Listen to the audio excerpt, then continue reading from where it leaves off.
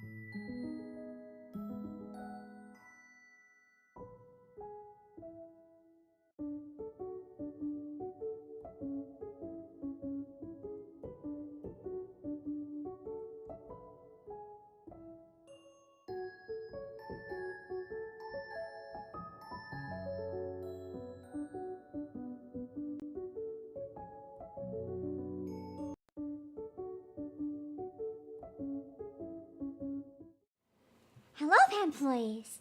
How is everyone doing today? I got a nice background ready. Hold on. It decided to give me a pop-up. Give me a sec. I don't know what that shows. Hold on. There we go. There. Hello. I got the nice mic out today. It's gonna pick up the fan a bit louder, so I got some nice ambient background noise. The crickets might get a bit annoying, so I might end up changing it partway through, but I kind of like it for now. It doesn't quite sound like how a pub would, but I couldn't find anything that was like pub noises, so I was like, you know, this is nice. This is nice, at least. Nice and relaxing. How are you guys doing? We're gonna have a nice, chill reading stream after the chaos. The chaos. That was, Stranger of Paradise, Final Fantasy Origins, kinda not working. We did our best. We played what we could. We beat some bosses by some sheer miracle. Yeah, pub noises after closing. Leave the window open, get some crickets. It's fine. It's fine. And it's nice and cozy. This is actually a pub in VR chat. I can try to tell you guys the name of it later in case anyone wants to go and like actually sit in it. You can tell by the buttons on the wall behind my head, but I'm hiding them. I actually wanted to read, directly from VR chat, but it just didn't quite work out because I was having a bit of trouble. I broke my finger in the game, not in real life, and my finger is just wow. But yeah, it didn't quite work.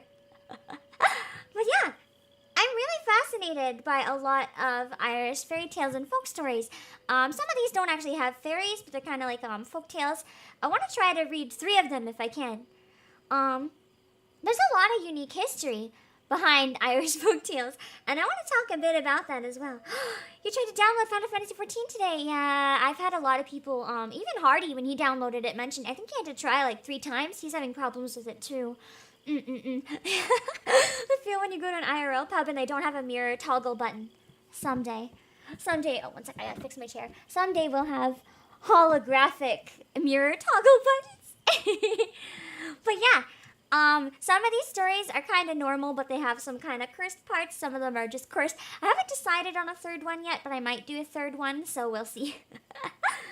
But I want to talk a bit about the history first. Hold on one second.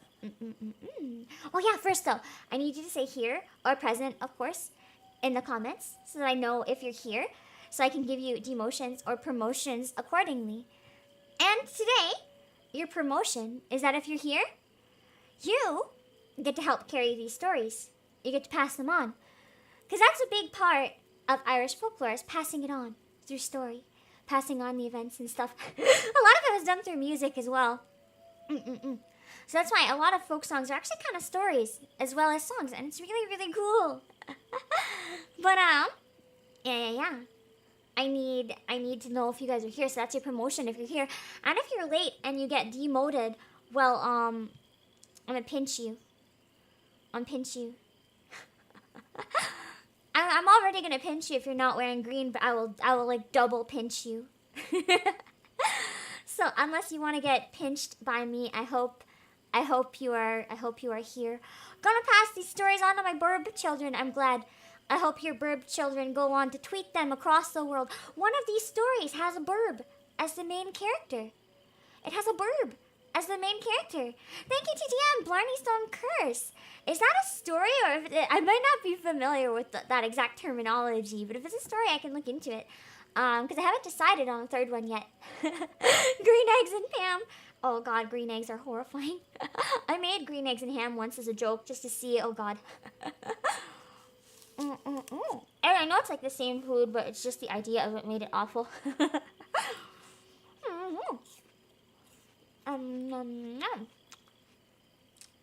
Okay. Alright. So let me pull up a bit of the history that I did want to talk about real briefly.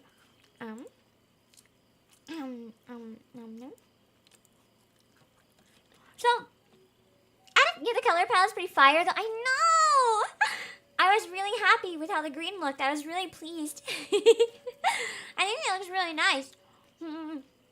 I'm gonna move myself slightly over though, I think. Hold on. There. I have a question. Have any of you guys in chat been to a Kaylee before? Have any of you been to a Kaylee? Out of curiosity.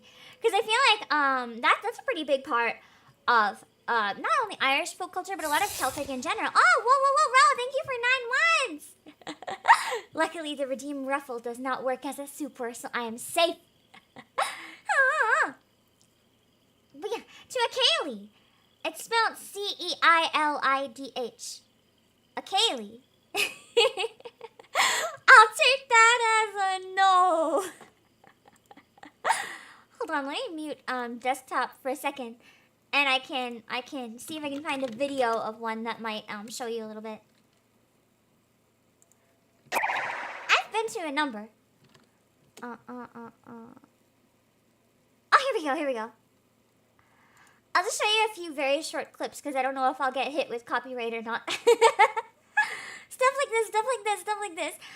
There's Irish Kayleys and Scottish Kayleys though. I don't know what's the same and what's different across the types.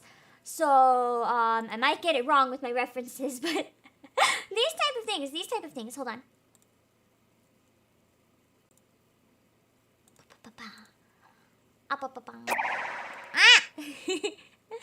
I'm getting a few videos to show you guys what they are. Because a lot of the time, events like this used to be where these type of things were told, which is quite neat. I don't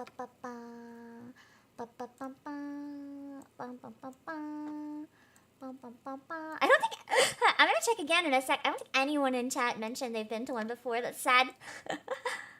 Okay, here we go. Let's go through again real quick and see. No. Oh no, everyone says no.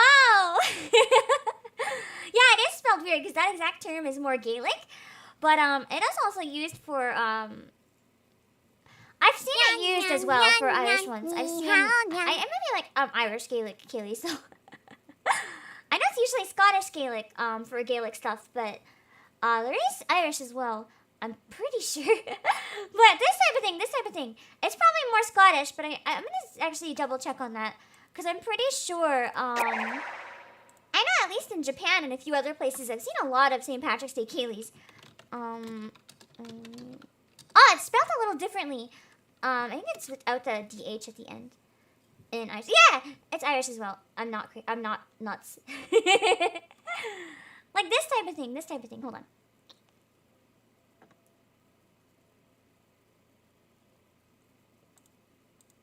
You might recognize, even if you haven't been to one, you might recognize when I show it. Like this type of thing. Oh, it disappeared, hold on.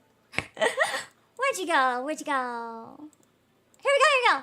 Like this type of thing. Where everyone's like dancing and shit. It's like dancing to like folk music and fiddle and stuff. It's quite neat, hold on. I'm trying, like they can be really big too. Like you find ones as big as this sometimes. Like really big ones. Yeah, Irish Gaelic is very similar, I'm pretty sure, yeah. But yeah. Oh yeah, stealing from the Bonnie Castle is supposed to bring misfortune. I have heard about that, but I forgot it. Thank you for the reminder. But like, stuff like this, I always thought it was really neat. And I've been to a number before, but more like house party ones. Or in like pubs. There's sometimes traditional, but there's more modern a lot of the time. But there's a lot of like fiddle music and stuff, and it just keeps going, and you swear these people would never get tired. I'm not a dancing type. I usually just sit at a table and like bask in the presence of everything. If that makes sense. It's kind of like a hoedown, I guess, but it's more like very specific types of music rather than country. It's quite nice. They're often referred to as like kitchen parties and stuff too. They're really nice.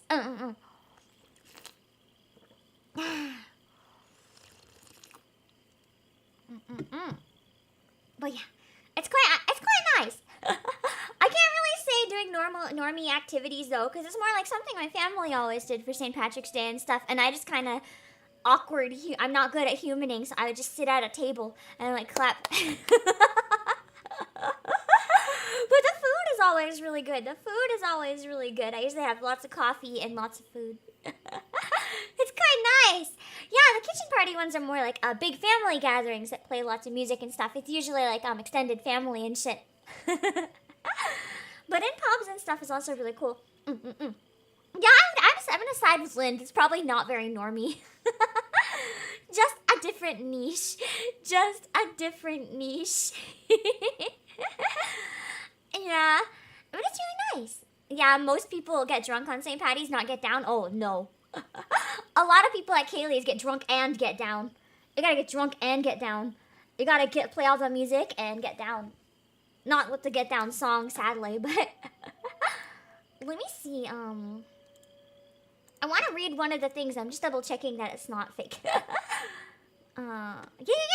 So, a lot of the traditional Irish folklore was actually passed down through generations with like almost a superstitious level of accuracy because people were really obsessed. Oh god, what happened? Hold on. I think every tab minimized, so it got really fucked for a second. Hold on.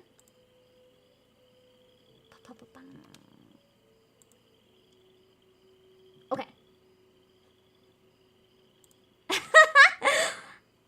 They're really obsessed with passing it down with accuracy. So, because of that, there were actually trials. Oh my god, my cursor, I guess, is going to be across the whole screen. That's great. There was actually trials.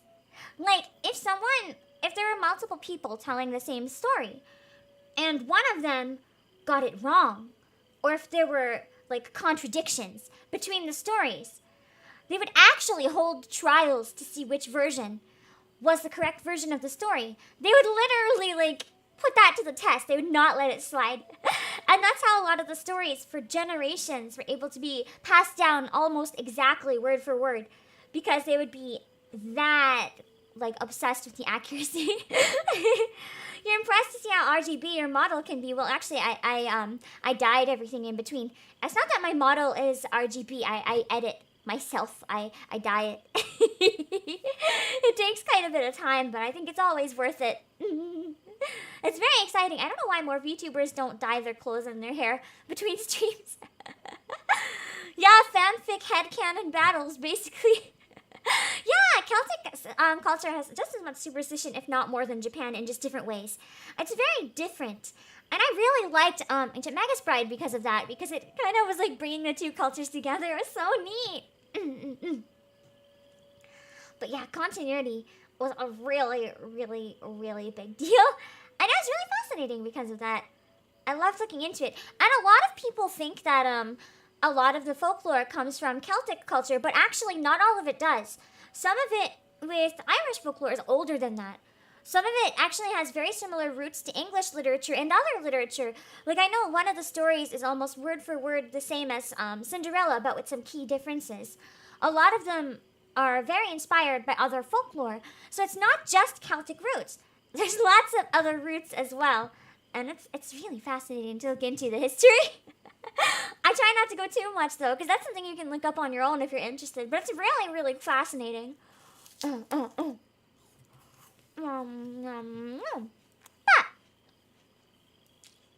first, we're going to read a story about the burb. Because if I can only read one story, depending on time, I'm going to read the burb story. I'm going to type out the title so you can have it. Hold on.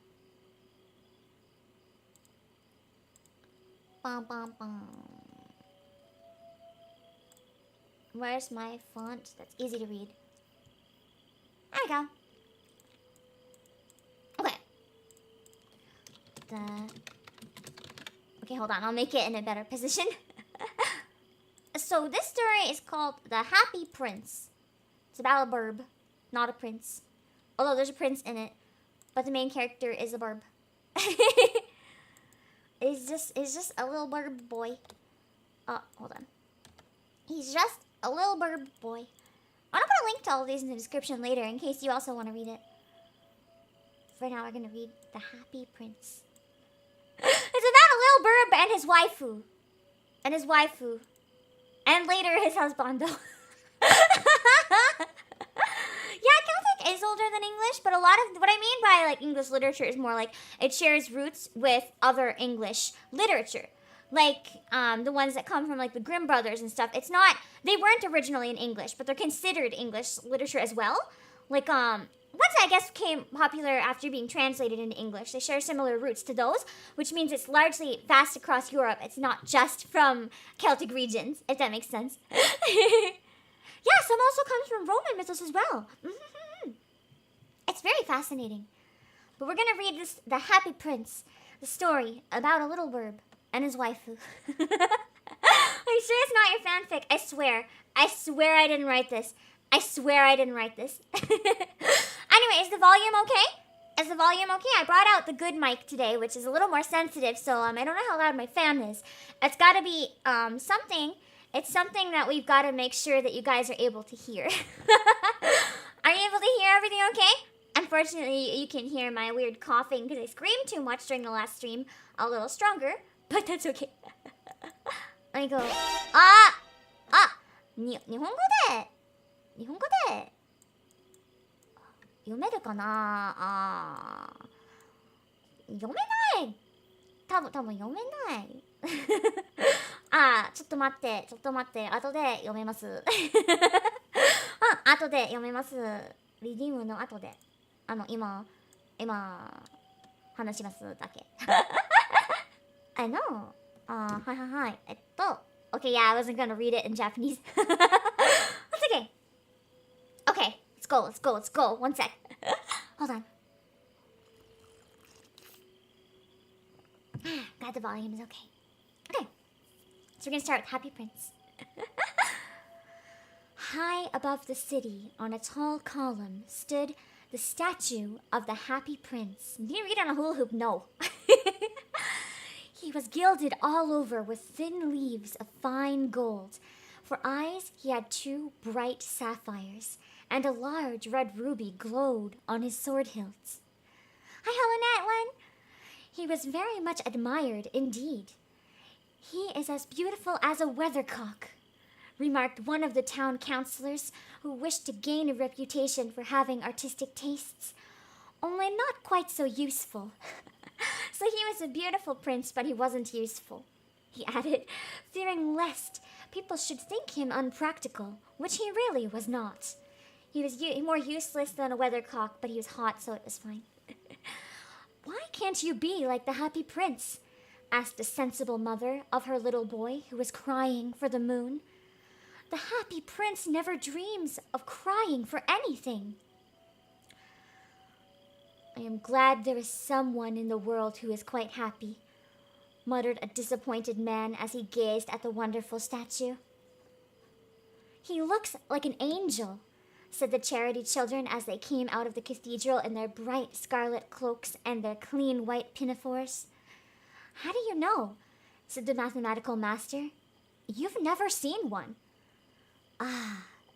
But we have in our dreams, answered the children, and the mathematical master frowned and looked very severe, for he did not approve of children dreaming. Yeah, you only have to learn math. You can't let the children dream. How dare you let the children dream?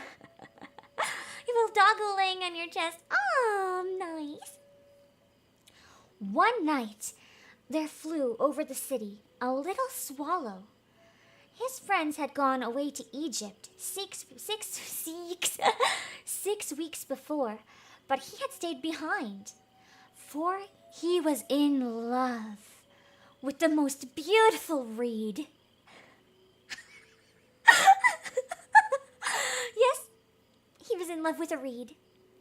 A fucking reed sticking out of the water. Just inanimate reed.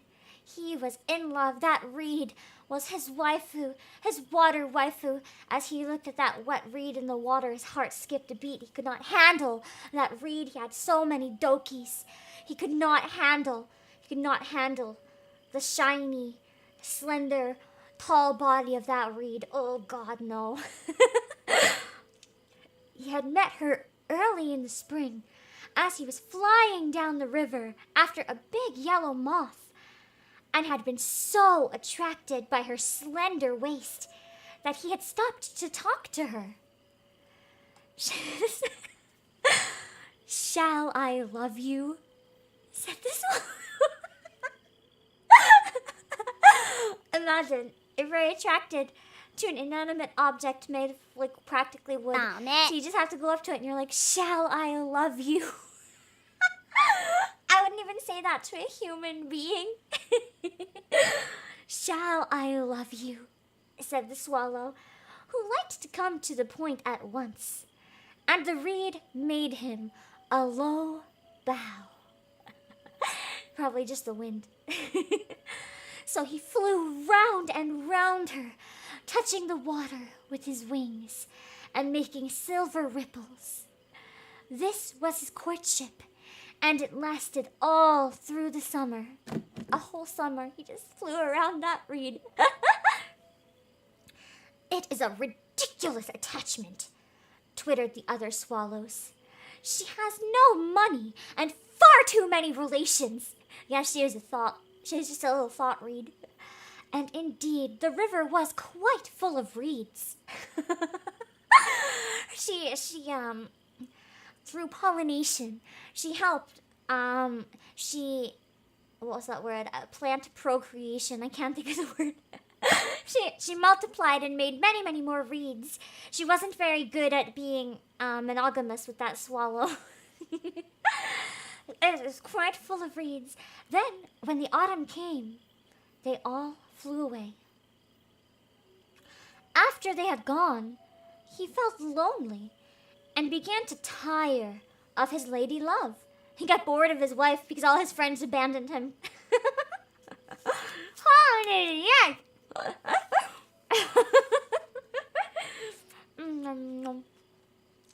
It's like, oh, nom, nom.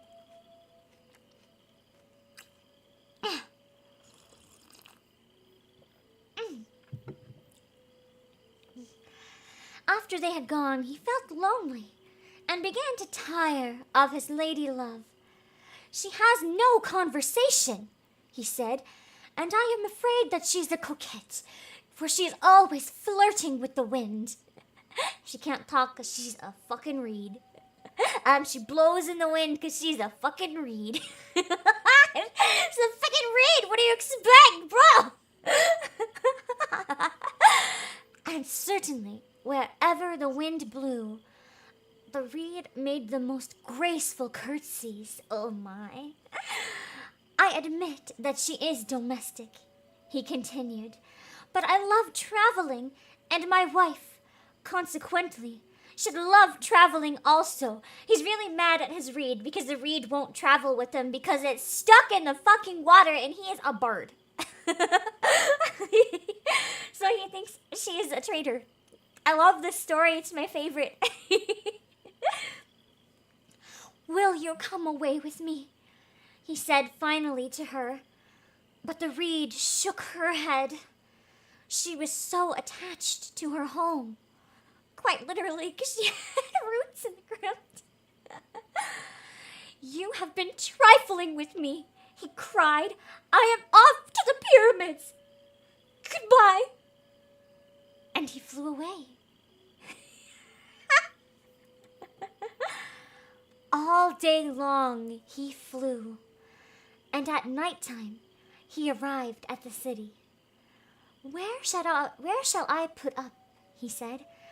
"I hope the town has made preparations." Then he saw the statue on a tall column. "I will put up here," he cried. "It is a fine position, with plenty of fresh air." So he alighted just between the feet of the happy prince. He's just chilling in between his feet, no big deal. Chilling in between the man's feet. I have a golden bedroom, he said softly to himself as he looked round, and he prepared to go to sleep.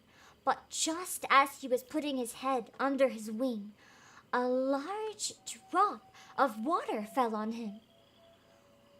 What a curious thing, he cried. There's not a single cloud in the sky. The stars are quite clear and bright, and yet it is raining. The climate in the north of Europe is really dreadful. The Ree used to like the rain, but that was merely her selfishness.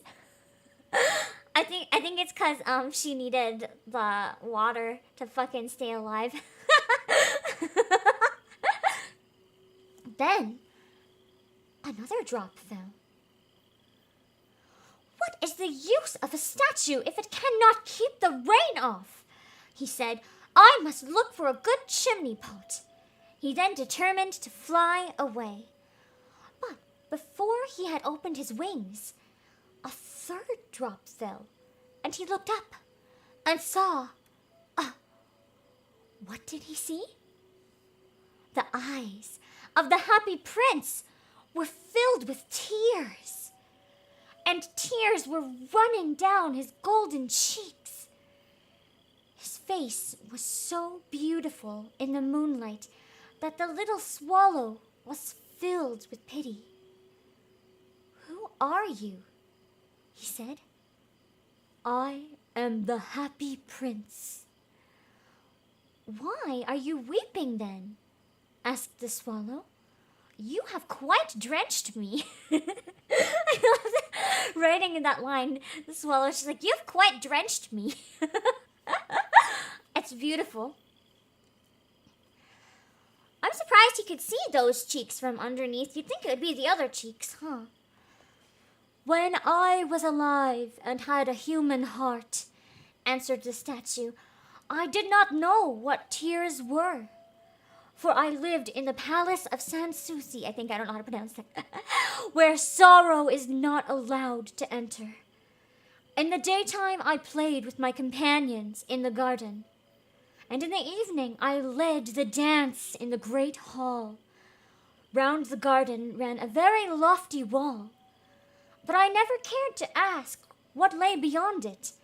Everything around me was so beautiful. My courtiers called me the happy prince, and happy indeed I was, if pleasure be happiness. So I lived, and so I died. And now that I am dead, they have set me up here so high that I can see all the ugliness and all the misery of my city. And though my heart is made of lead, yet I cannot choose but weep. What? Is he not solid gold? Said the swallow to himself. He was too polite to make any personal remarks out loud.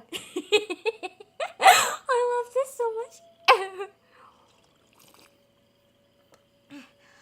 Far away, continued the statue in a low musical voice. One of the windows is open. Far away, in a little street, there is a poor house. One of the windows is open, and through it, I can see a woman seated at a table. Her face is thin and worn, and she has a coarse, red hands all pricked by the needle, for she is a seamstress. She is embroidering passion flowers on a satin gown for the loveliest of the queen's maids of honor to wear at the next court ball. In a bed in the corner of the room, her little boy is lying ill. He has a fever and is asking for oranges. His mother has nothing to give him but river water, so he is crying. Swallow, swallow, little swallow, will you not bring her the ruby out of my sword hilt? My feet are fastened to this pedestal, and I cannot move. I am waited for Egypt, said the swallow. My friends are flying up and down the Nile, and talking to the large lotus flowers. Soon they will go to sleep in the tomb of the great king. The king is there himself in his painted coffin. He is wrapped in yellow linen and embalmed with spices. Round his neck is a chain of pale green jade, and his hands are like withered leaves. Alejandro, you may have heard it before, but this one is a swallow. It's probably a little different across different cultures. Swallow, swallow, little swallow, said the prince, will you not stay with me for one night and be my messenger? The boy is so thirsty, and the mother so sad. I don't think I like boys, answered the swallow. That was the line that solidified that I have to read this fucking story. I don't think I like boys, answered the swallow. Last summer, when I was staying on the river, there were two rude boys, the miller's sons, who were always throwing stones at me. They never hit me, of course. We swallows fly far too well for that. And besides, I come of a family famous for its agility, but still, it was a mark of disrespect. But the happy prince looked so sad that the little swallow was sorry. It is very cold here, he said, but I will stay with you for one night and be your messenger. Thank you, little swallow, said the prince.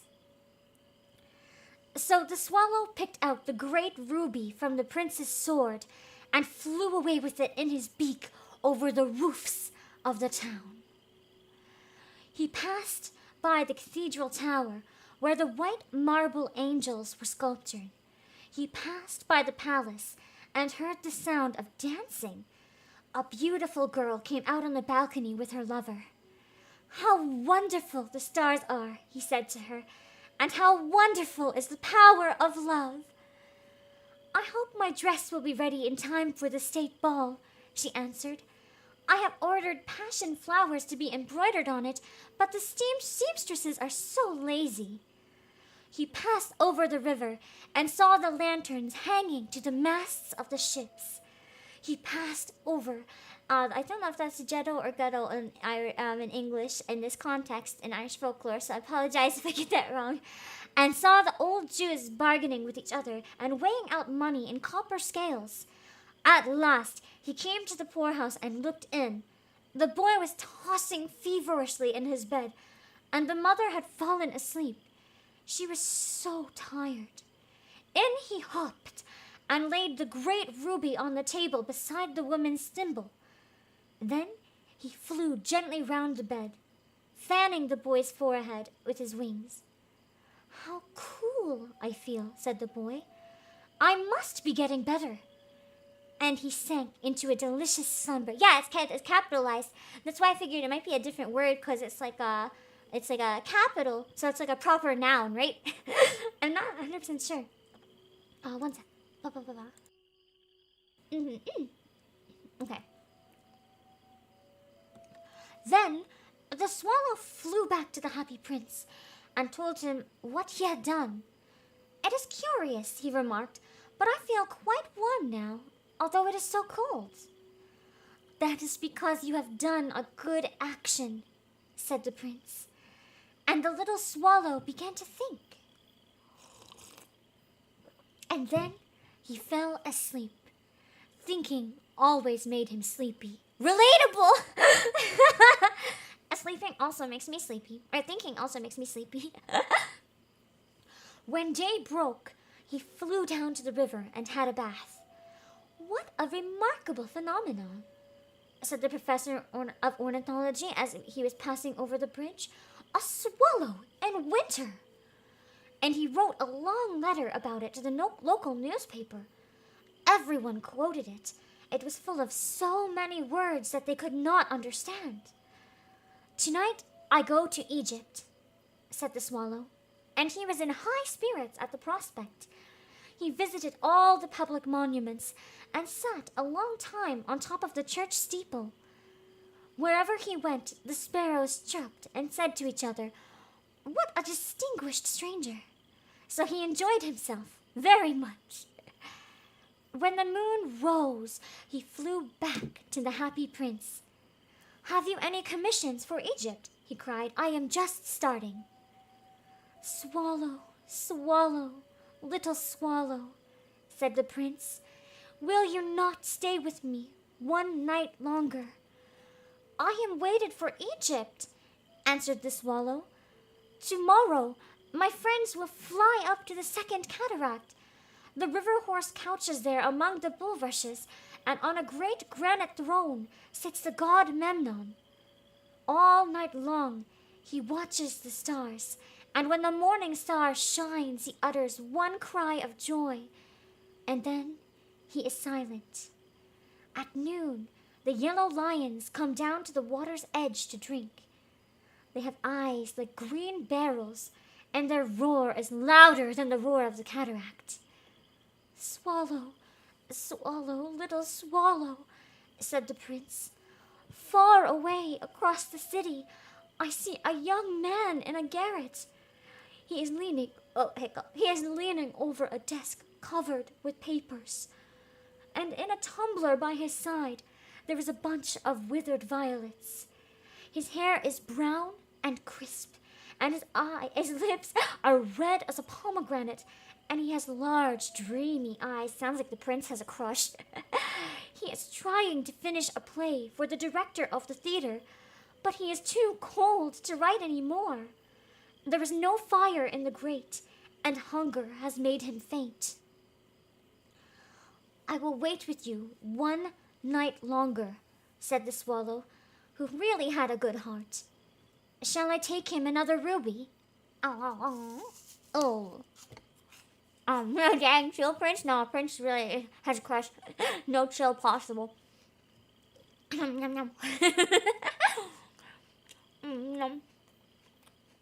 Yeah, for a statue, his eyesight is superb.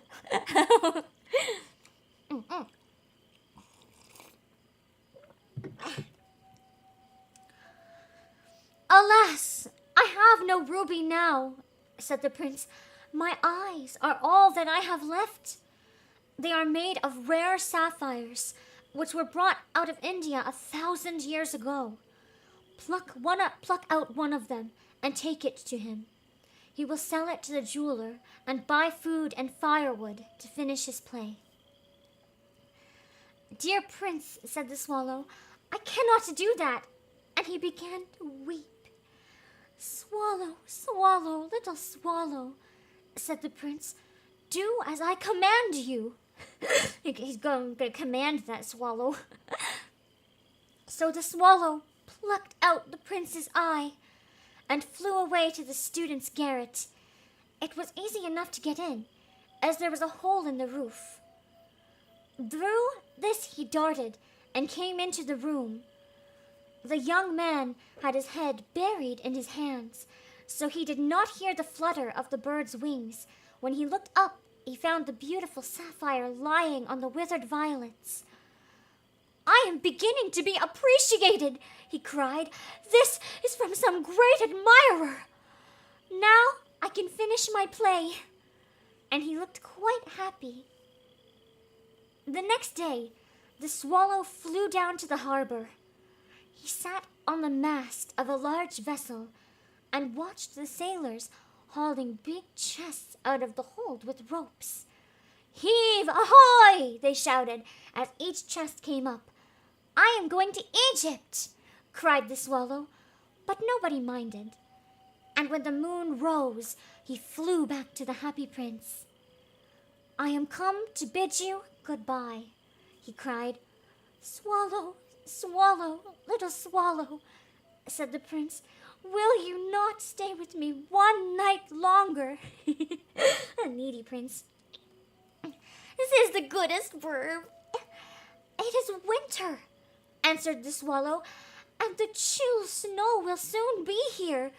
In Egypt the sun is warm, and on the green palm trees, and the crocodiles lie in the mud and look lazily about them.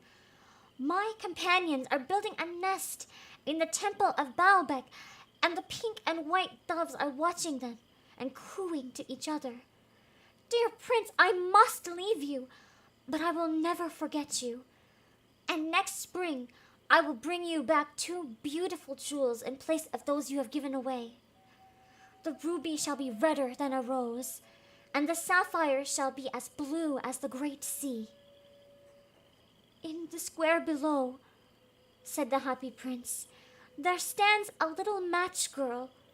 She has let her matches fall in the gutter, and they are spoiled. Her father will beat her if she does not bring home some money, and she is crying. She has no shoes or stockings, and her little head is bare. Pluck out my other eye and give it to her, and her father will not beat her. Wonder if this is going to be like The Little Mermaid, where a gay writer is venting their sexual frustrations in the form of tragedy. Who knows, man? I will stay with you 1 night longer, said the swallow, but I cannot pluck out your eye. You would be quite blind then. Swallow, swallow, little swallow, said the prince, do as I command you. So he plucked out the prince's other eye and darted down with it. He swooped past the match girl and slipped the jewel into the palm of her hand. What a lovely bit of glass, cried the little girl, and she ran home laughing. Then the swallow came back to the prince. You are blind now, he said, so I will stay with you always. No, little swallow, said the poor prince, you must go away to Egypt. I will stay with you always, said the swallow, and he slept at the prince's feet.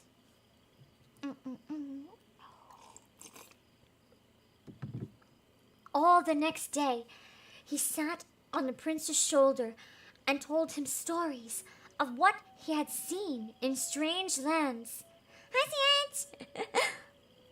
He told him of the red abysses, or ibis, I'm not sure what that word is, who stand in long rows on the banks of the Nile and catch goldfish in their beaks, of the Sphinx, who is as old as the world itself, and lives in the desert, and knows everything, of the merchants who walk slowly by the side of their camels, and carry amber beads in their hands, of the king of the mountains of the moon, who is as black as ebony and worships a large crystal, of the great green snake that sleeps in a palm tree and has 20 priests to feed it with honey cakes, and of the pygmies who sail over a big lake on large flat leaves and are always at war with the butterflies.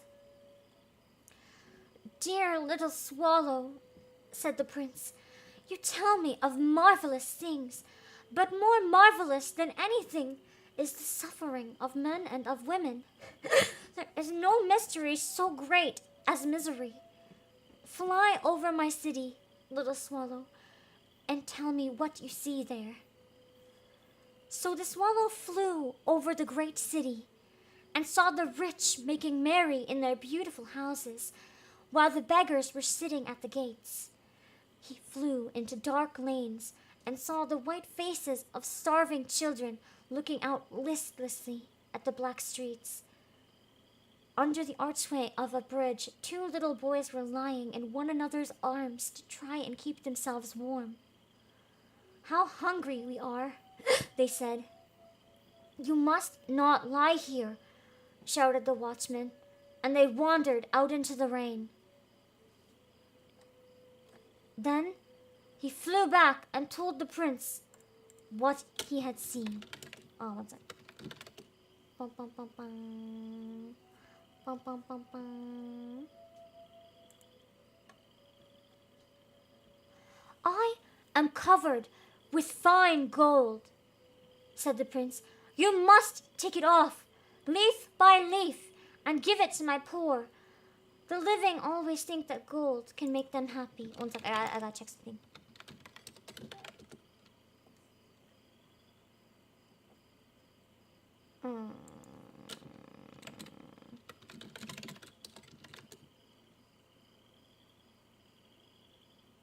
One sec. I want to double check something in case. Oh fuck! I didn't know that was a slur. I'm sorry. I have never heard that term before. I've never heard that term before, except in reference to like animals, like certain types of like animals. If there's I can't think of an example right now. Like penguin jerboa, that's the type of animal. I did not realize that was a slur in that case, so I apologize for that. I apologize. That's my bad. I shouldn't have said that. Thank you, JT, for the super. And again, I apologize. I did not realize. Thank you for pointing it out, Alex. Thank you, thank you. I didn't realize. I appreciate that. I will not repeat that again if it comes back. I didn't even know that was referring to people, honestly. I didn't know that was a word for I've never heard that version of it before, so that was my bad. I should have been more aware. I should have looked it up when I was reading. Okay. I am covered with fine gold, said the prince. You must take it off leaf by leaf and give it to my poor. The living always think that gold can make them happy. Leaf after leaf of the fine gold the swallow picked off, till the happy prince looked quite dull and grey. Leaf after leaf of the fine gold he brought to the poor, and the children's faces grew rosier, and they laughed and played games in the street. We have bread now, they cried. Then the snow came, and after the snow came the frost. The streets looked as if they were made of silver. They were so bright and glistening. Long icicles like crystal daggers hung down from the eaves of the houses. Everybody went about in furs, and the little boys wore scarlet caps and skated on the ice. Yeah, it does come with the territory of old stories. I still should have been more aware of it, though, so I could have realized. That's my bad. There's a few other things I've been like slightly editing, but that one I did not realize. The poor little swallow grew colder and colder, but he would not leave the prince. He loved him too well. He moved on from the reed. Prince is husbando now. No need for a reed waifu. He picked up crumbs outside the baker's door when the baker was not looking, and tried to keep himself warm by flapping his wings. But at last, he knew he was going to die. He had just strength to fly up to the prince's shoulders once more. Goodbye, dear prince, he muttered. Will you let me kiss your hand? I am glad that you are going to Egypt at last, little swallow, said the prince. You have stayed too long here, but you must kiss me on the lips, for I love you. It's canon! It's canon! They love each other now. The bird finally found someone that loves him back. The reed betrayed him. The reed betrayed him. But he can have true love with the statue. Okay, let's keep going. I'm going to repeat that part, though.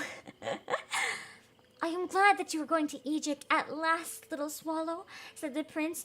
You have stayed too long here, but you must kiss me on the lips, for I love you. It is not Egypt that I am going, said the swallow. I am going to the house of death. Death is the brother of sleep, is he not? And he kissed the happy prince on the lips and fell down dead at his feet. True love's kiss didn't save the day in this case. Rest in peace, little swallow. At least he got true love before he died. No, swallow. That's so sad. At the feet. Or at the feet. I mixed up two lines.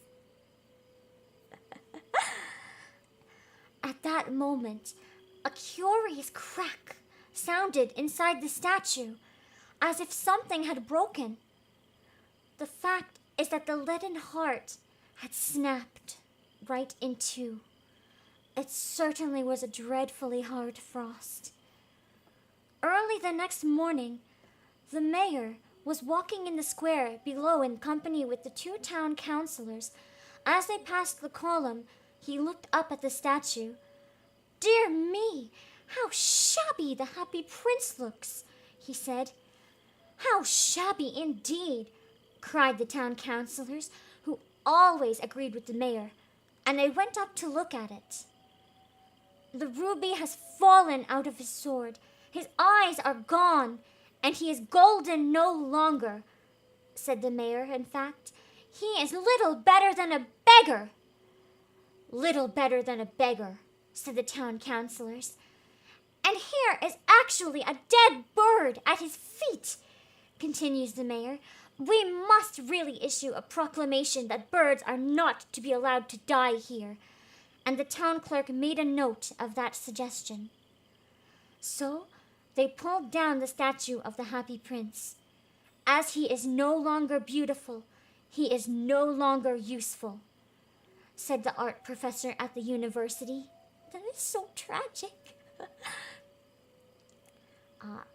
Then they melted the statue in a furnace, and the mayor held a meeting of the corporation to decide what was to be done with the metal. "We must have another statue, of course," he said, "and it shall be a statue of myself." Such a selfish fucking town.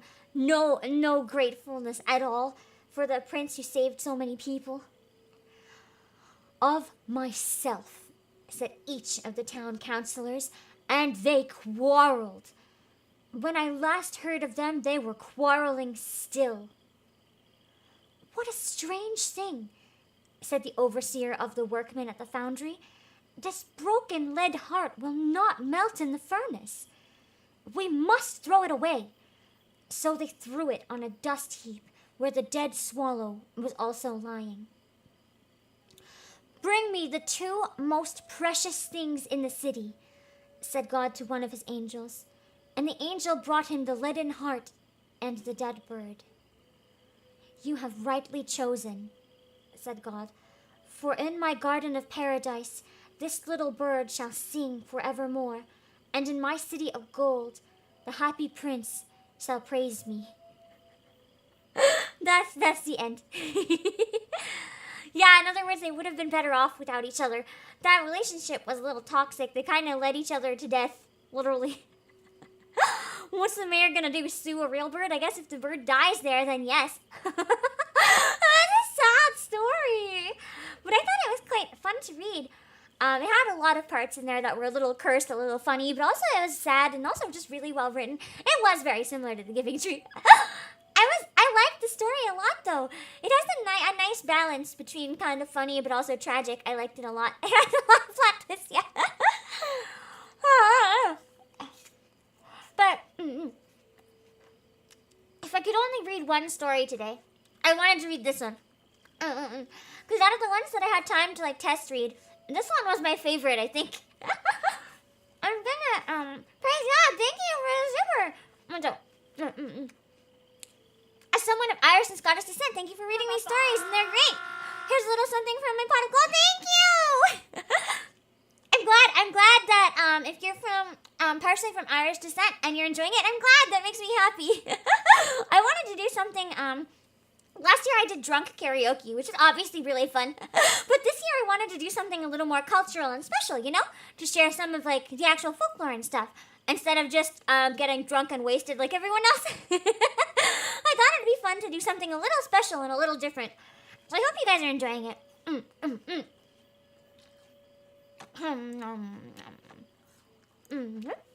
Okay. You always started with a burp trying to get with a reed and ended on the Garden of Eden. It's like, what is this anymore? The story's really good, though. I enjoy reading old stories like this. And I was so happy when I highly recommend, if you're not familiar with Aka's streams and you haven't seen them, definitely check out Aka's reading streams as well. I was really happy when I saw her start to do reading like this because I really like old stories. I find them a lot more fun to read than modern stuff. If I'm gonna read something modern, it's gotta be cursed. But I like reading traditional stuff. It's really whimsical. Yeah, I found a hot girl, but she was boring. And they found a dude who used him as an errand boy, and he stayed behind, and they both died at the end. It was quite a good story, though. I like that one a lot. I do want to read one more at least. This one is a little faster, so we might have time for another one, and then I'll score through my list. I'm reading them off a site called Fairy Tales, but it's like tale with a Z.com or Z or however you say it. I always say it wrong. Everyone gets mad at me. If I say Z, everyone's like, it's Z. And if I say Z, everyone's like, it's Z. So I just alternate. You can't get it wrong if I alternate. Okay. The next one is Billy Duff and the Devil. This one's quite fun. This one's about tricking the devil. This one's a little more, less depressing and a little, maybe depending on your definition, but I think it's more sly and cunning. And after this, I want to see if I can find a really morbid as fuck one. Something really like, what the fuck is this? I want some prankster fairy bullshit, but I couldn't find any in time. So for now, we're going to read Billy Duff and the Devil. This one's quite good as well. I like this one a lot. One sec. Okay. We have a bite of apple before we get started. The only thing about reading streams is that they're a lot harder in your voice.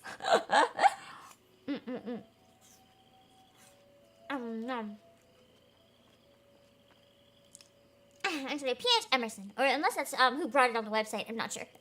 Probably not the original author because they've been carried down. It's a fiddling kind of, oh god, I wish I could play fiddle so bad.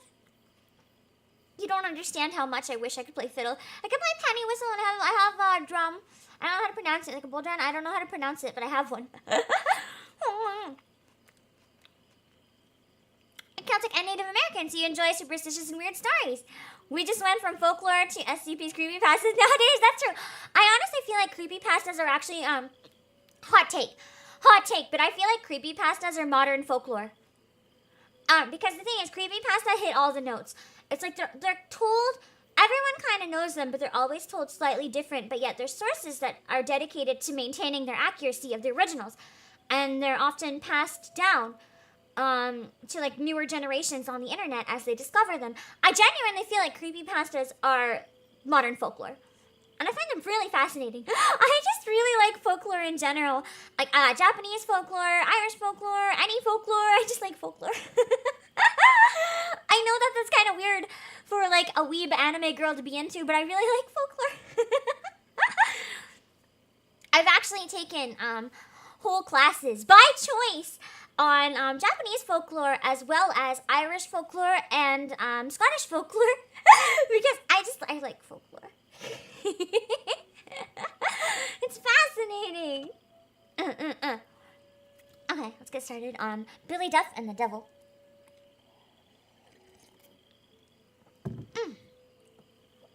Okay. Billy Duff was... Oh, my cursor. Let's get rid of that. Billy Duff was an Irishman, a blacksmith, and a drunkard. He had the Celtic aversion from steady work and stuck to his forge only long enough to get money for drink. When that was spent, he returned to work. Just long enough to earn his next drink, I suppose. Yeah, you learn a lot about different cultures from their folklore. Billy was coming home one day after one of these drinking bouts, soberer than usual, when he exclaimed to himself, for the thirst was upon him. Oh my god, hiccups. By God, I would sell myself to the devil if I could get some more drink. At that moment, a tall gentleman in black stepped up to him and said, "What did you say?"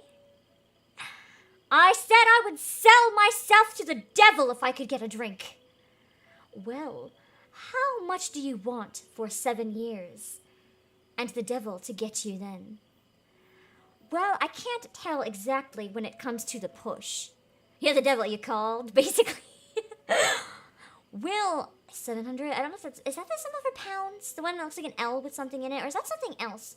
I don't look that up real quick. I read this earlier with my eyeballs. I don't know what that symbol is. Symbol. What is...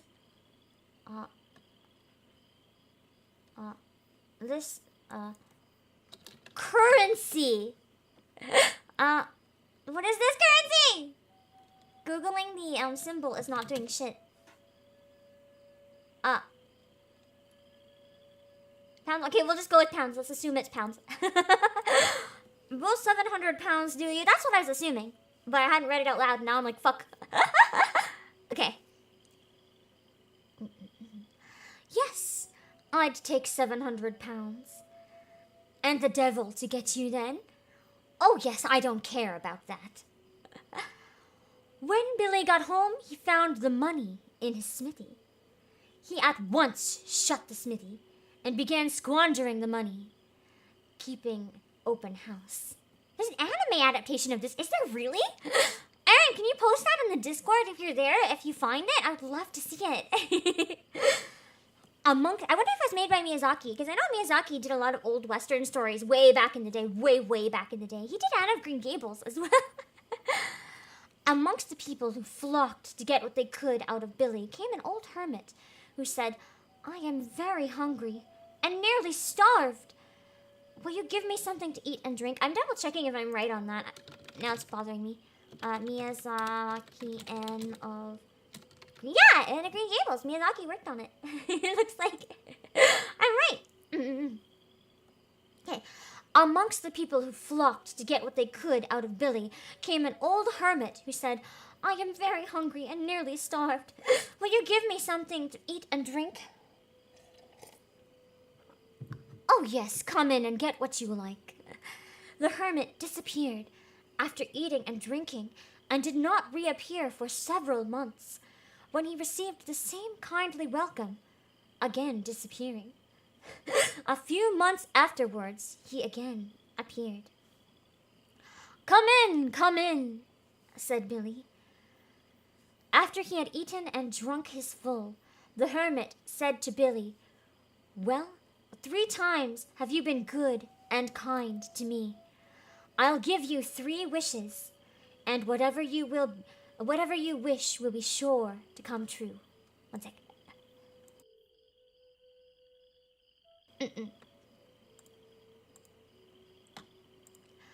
I must have time to consider, said Billy. Oh, you shall have plenty of time to consider, and mind they are good wishes. Next morning, Billy told the hermit... I never tweeted that I was live. Give me a sec. Remembering now of all times. Fuck. Why don't you just tweet mid-story? One second.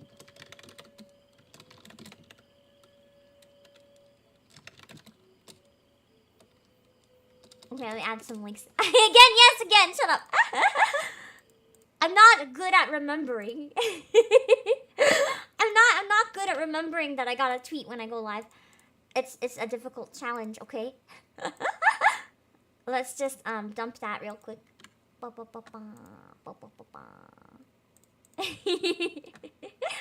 don't think I'm capable of remembering. At least I was gonna do it. I remember actually during the last story. I was gonna fix it during this one, but I forgot. Oh, okay, here we go. Here we go. No, not that one. Not that one. Here we go. Okay, let's go. Back to the story. Okay. It's like... It's been a year. Oh, Calamus, yeah, because you started on St. Patrick's Day, didn't you? Nice! Okay. Next morning, Billy told the hermit he was ready. Well, go on. Be sure they're good wishes, said the hermit. Well, I've got a big sledgehammer in the smithy, and I wish whoever gets hold of that hammer shall go on striking the anvil and never break it till I tell him to stop. Oh, that's a bad wish, Billy. Oh, no. You'll see it's good. Next thing I wish for is a purse, so that no one can take out whatever I put into it. Oh, Billy, that's a bad wish. Be careful now about the third wish, said the hermit. Well, I've got an armchair upstairs, and I wish that whoever may sit in that armchair will never be able to get up till I let them. Well, well, indeed, they are not very good wishes. Oh, yes, I've got my senses about me. I think I'll make them good wishes after all. I guess that hammer's gonna be so jacked. The 7 years, all but 3 days, had passed, and Billy was back working at his forge, for all his money was gone. When the dark gentleman stepped in and said, Now, Billy, during these last 3 days, you may have as much money as you like. And he disappeared. Yeah, Billy's not playing 4D chess here. Billy knows what he's doing. On the last day of his 7 years, Billy was penniless, and he went to the tap room of his favorite inn, which was full. Yeah, it's a bit of a change of pace, St. Patty's story time instead of drunk karaoke this year. I like drunk karaoke, but I do it a lot anyway, so I thought this would be a little more unique, you know? We're a holiday and shit. Well, boys, said Billy, we must have some money tonight. I'll treat you and give you £1 each. And rising, he placed his tumbler in the middle of the table and wished for £20. No sooner had he wished than a ball of fire came through the ceiling, and the 20 sovereigns fell into the tumbler. Oh, a sovereign maybe instead of a pound? Unless they're both used. Everyone was taken aback, and there was a noise as if a bomb had burst, and the fireball disappeared and rolled down the garden path, the landlord following it. After this, they each drank what they liked, and Billy gave them a sovereign apiece before he went home. I want some apple. Hold on. I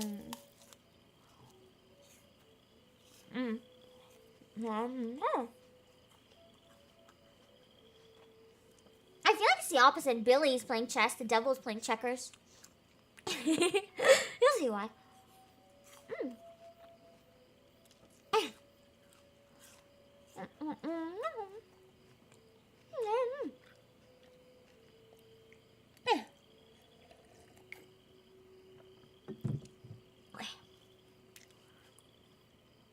The next morning, he was in his smithy making a pair of horseshoes when the devil came in and said, Well, Billy, I'll want you this morning.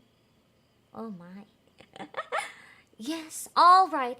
Take hold of this sledgehammer and give me a few hammers till I finish the job before I go. So, the devil seized the hammer and began striking the anvil, but he couldn't stop. So Billy laughed and locked him in and was away 3 days. During this time, the people collected round the smithy and peeped through the cracks in the shutter, for they could hear the hammer going night and day. At the end of the 3 days, Billy returned and opened the door, and the devil said, Oh, Billy, you've played a fine trick on me. Let me go. Billy seems like the kind of person to plan this out and still say that word. No, he'd be like, I know this worked. What are you going to give me if I let you go? 7 more years, twice the money, and 2 days' grace for wishing what you would like. The devil paid his money and disappeared, and Billy shut the smithy and took to gambling and drinking, so that at the end of the 7 years he was without a penny and working again in his smithy. On the last night of the 7 years, he went to his favorite public house again and wished for £5. After he wished, a little man entered and spat the sovereigns into the tumbler, and they drank all night. Got him. Billy, basically. Next morning, Billy went back to his smithy. Oh, thank you, Calamus, for the super. I just realized it's been exactly 1 year since I started watching you live anyway. Yeah, because you started on the St. Patrick's Day karaoke, didn't you? Thanks for the super. The next morning, Billy went back to his smithy. The devil, who had grown suspicious, turned himself into a sovereign and appeared on the floor. Billy seized the sovereign and clapped it into his purse. Then he took his purse and laid it upon the anvil and began to beat it with his sledgehammer when the devil began to call out, "Spare my poor limbs! Spare my poor limbs!" See, Billy got this. Billy got this. "How much now, if I let you go?" asked Billy. 7 more years, 3 times the money, and 1 day in which to wish for all that you like. Sovereign. It's pretty great. Billy took the sovereign out of his purse and threw it away. When he found his money in the smithy, Billy carried on worse than ever, gambled and drank and raced, squandering it all before his 7 years was gone. On the last day of his term, he went to his favorite inn, as usual, and wished for a tumbler full of sovereigns. A little man with a big head, a big nose, a big mouth, a little body, and little legs with clubbed feet and a forked tail, brought them in and put them in the tumbler. The drunkards in the room got scared when they saw the little man, for he looked all glowing with fire as he danced on the table. When he finished, he said, "Billy, tomorrow morning our compact is up." It is awfully specific. "I know it, old boy. I know it, old boy," said Billy. Then the devil ran out and disappeared, and the people began to question Billy. "What is that? I think it is you, Mr. Duffy, he is after." "Oh, it is nothing at all," said Billy. I think it's a lot, actually.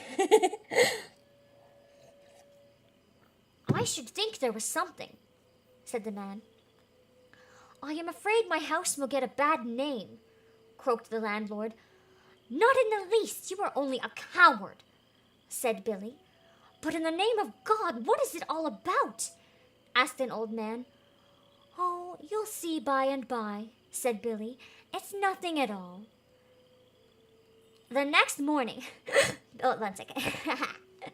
The next morning, Billy went to his smithy, but the devil would not come near it. The devil just Fortnite dances on your table, yeah. So he went to his house and began to quarrel with his wife. And whilst he was quarreling, the devil walked in and said, "Well, Mr. Duffy, I am ready for you." "Ah, yes, just sit down and wait a minute or two. I have some papers. I want to put the rights before I go." So, you can guess what's going to happen. Where's the devil going to sit? So, the devil sat down in the armchair, and Billy went to the smithy and heated a pair of tongs, red hot, and coming back, he got the devil by the nose and pulled it out, as though it had been soft iron. And the devil began yelling, but he could not move. And Billy kept drawing the nose out till it was long enough to reach over the window, when he put an old bell topper at the end of it. And the devil yelled and snorted fire from his nose. The whole village crowded round Billy's house at a safe distance, calling out, "Billy the devil, and Billy Duffy. Yeah, got your nose," literally. The devil got awful savage and blackguarded Billy Duffy terribly, but it was useless. Billy kept him there for days, till he got civil and said, "Mr. Duffy, what will you let me go for?" "Only one thing. I am to live the rest of my life without you, and have as much gold as I like." See, Billy knows what he wants. Billy's here playing chess, see? The devil agreed, So Billy let him go, and immediately he grew rich. He lived to a good old age, squandering money all the time. Yeah, Billy is a psychopath, confirmed. But at last he died, and when he got to the gates of hell, the clerk said, "Who are you?" "Billy Duffy," said he, and when the devil, who was standing near, heard him, he said, "Good God, bar the gates and double lock them, for if this Billy Duffy, the blacksmith, gets in, he will ruin us all." Only Billy saw a pair of red-hot tongs, which he picked up and seized the devil by the nose. When the devil pulled back his head, he left a red-hot bit of his nose in the tongs. He just literally broke off part of his nose. Take it with him. The devil's really like, "You're not welcome in hell." Then Billy Duffy went up to the gates of heaven, and St. Peter asked him who he was. "Billy Duffy, the blacksmith," he answered. "No admittance. You are a bold, bad man," said St. Peter. "Good God, what will I do?" said Billy.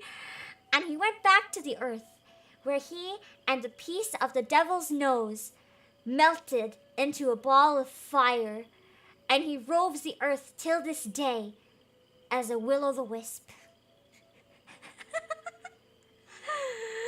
That one was also pretty good. I haven't seen Earthsea yet either, but I've heard some people say I'm better off not seeing it, so I'm not sure.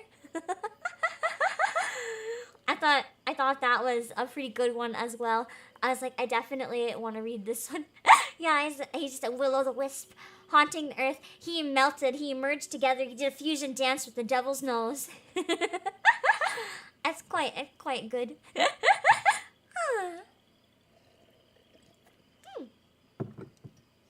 Never heard it before in your Irish? Yeah, I feel like it's probably not a very common one. I wanted to choose some that aren't super common for today because I thought that might be more fun. I don't think it says the origins of it necessarily. It's in a section of Irish ones. Let's see. It's author, It was collected by P.H. Emerson, it looks like. Yeah, he was collecting a bunch of folk tales and compiled them. Modern Billy Duffy would evade his taxes. Yeah, I think so. Yeah, he didn't have... It's like, oh, sorry, you don't have a reservation here when you try to go to hell, imagine. It was quite good. I like that one a lot. It made me laugh. Let's see. I think I have time for one more, because then I wanna goof off a little bit. I also have some recording I need to do today for something, so I don't have a lot of time. I want to read one more. This one doesn't look too long. It says 24 minutes, but it doesn't look very long. It's about a dwarf and a princess Finola, and I'm like, that sounds like Ogre and Fiona, but like tiny. It's like Shrek, but mini. See if this one looks like it's good. It's okay to read. I'm trying to skim it real fast. I had a few other ones that I was debating. This one looks a little long. I have another one that I'm looking at too. Let's see.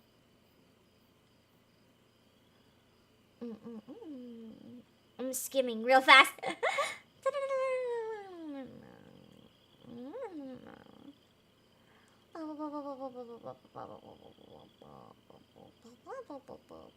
Oh my god! There's a talking rocket in one of these. Hi, Nolly! The talking rocket says romance is dead. What the fuck is this?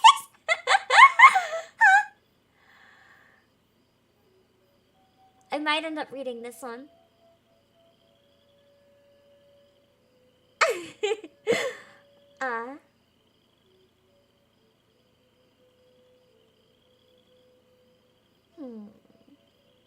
One sec. Let's see.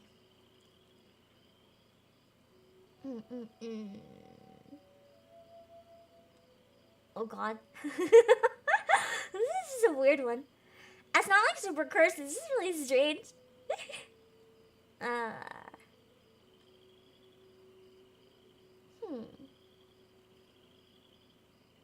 Let's see.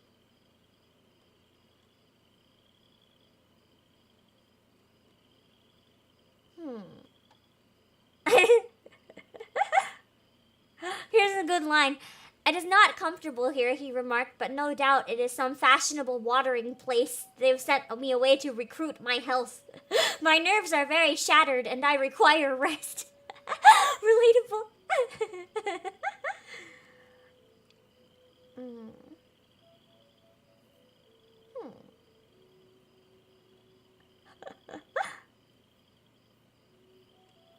It doesn't have any fairies, though. I would have loved to read one that actually included fairies. I don't think this one has any fairies. Oh, God, no, not that one. Okay. Good thing I skimmed it. Good thing I skimmed it. Not that one, not that one. Oh, man, there's some, yikes. There's some yikes terminology pretty frequently towards the end of that. Okay. Let's see this one. Hold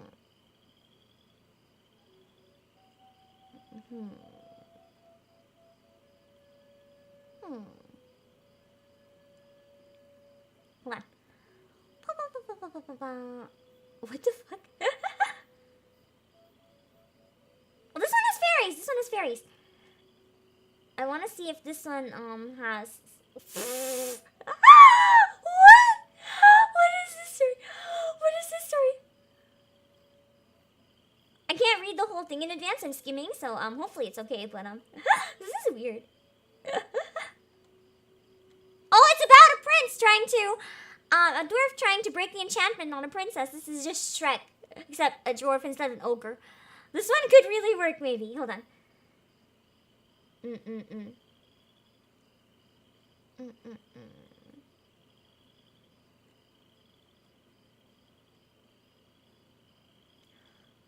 Oh, man. Whoa. Well, a little bit gory at the end. Hold on. I'm gonna chug the rest of my drink before I go.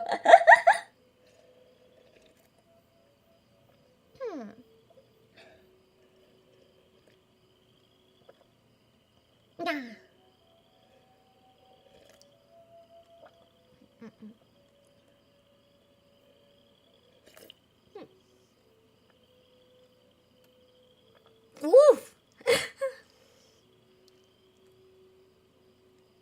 Okay. This one works. This one works, I think. We're gonna read this one. It has fairies, which is exactly what I wanted for the last one. Hold on, I'm just gonna grab my other drink and then we'll read this one. Hold on. There's not a donkey, but there's a horse. Hold on. Hi, puppy. Go in your bed. Oh, why? Cuddling the computer. What are you doing? My dog is cuddling my computer tower because it's warm. She's a moron. She's gonna get fur in it. Go in your bed. Hold on, I'm gonna pick her up and put her in her bed. I don't want her to get fur in my computer. Let's go in your bed. Go in your bed.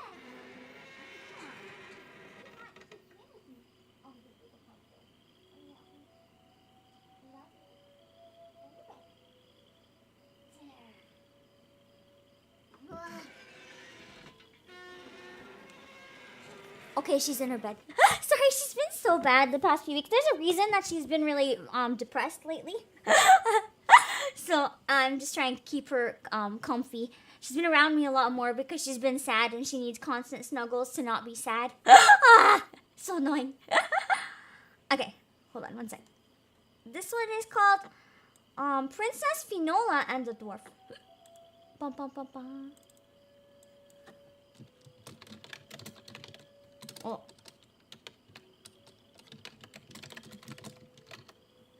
There we go. I'll read this one. Okay, one second. Okay. This will be the last one for today. Because I want to do some other stuff. Okay. I haven't read this one full, so I might end up having to stop, but maybe okay.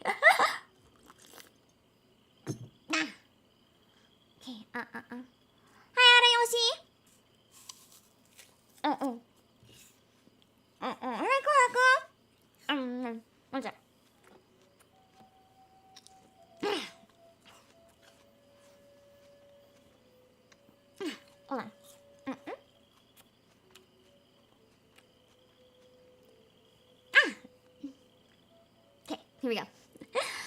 A long, long time ago, there lived in a little hut in the midst of a bare, brown, lonely moor an old woman and a young girl. Where do I post the episode link in the Discord? In Pam Chat is good. In the Pam Chat channel is good. Yeah. Thank you. I might not be able to catch up until tomorrow, but I'll try. A young girl. The old woman was withered, sour-tempered, and dumb. The young girl was as sweet, as fresh as an opening rosebud, and her voice was as musical as the whisper of a stream in the woods in the hot days of summer. Oh, are they describing my voice? I might fall asleep while listening, that's fine. If it's comfy and you fall asleep, that's fine. Sometimes listening to comfy stuff to sleep is also nice. Not ASMR though, just comfy. The little hut, made of branches, woven closely together, was shaped like a beehive. In the center of the hut, a fire burned night and day, from year's end to year's end, though it was never touched or tended by human hand. In the cold days and nights of winter, it gave out light and heat that made the hut cozy and warm. But in the summer nights and days, it gave out light only. With their heads to the wall of the hut and their feet towards the fire were two sleeping couches, one of plain woodwork in which slept the old woman, the other was Finola's. It was of bog oak, polished as a looking-glass, and on it were carved flowers and birds of all kinds that gleamed and shone in the light of the fire. This couch was fit for a princess, and a princess Finola was, though she did not know it herself. I'm gonna get a drink, hold on. Outside the hut, the bare, brown, lonely moor stretched for miles on every side. But towards the east, it was bounded by a range of mountains that looked to Finola blue in the daytime, but which put on 100 changing colors as the sun went down. Nowhere was a house to be seen, nor a tree, nor a flower, nor sign of any living thing. From morning till night, nor hum of bee, nor song of bird, nor voice of man, nor any sound fell on Finola's ear. When the storm was in the air, the great waves thundered on the shore beyond the mountains, and the wind shouted in the glens. But when it sped across the moor, it lost its voice, and passed as silently as dead. At first, the silence frightened Finola, but she got used to it after a time, and often broke it by talking to herself and singing. The only other person beside the old woman Finola ever saw was a dumb dwarf who, mounted on a broken-down horse, came once a month to the hut, bringing with him a sack of corn for the old woman and Finola. Although he couldn't speak to her, Finola was always glad to see the dwarf and his old horse, and she used to give them cake made with her own white hands. As for the dwarf, he would have died for the little princess.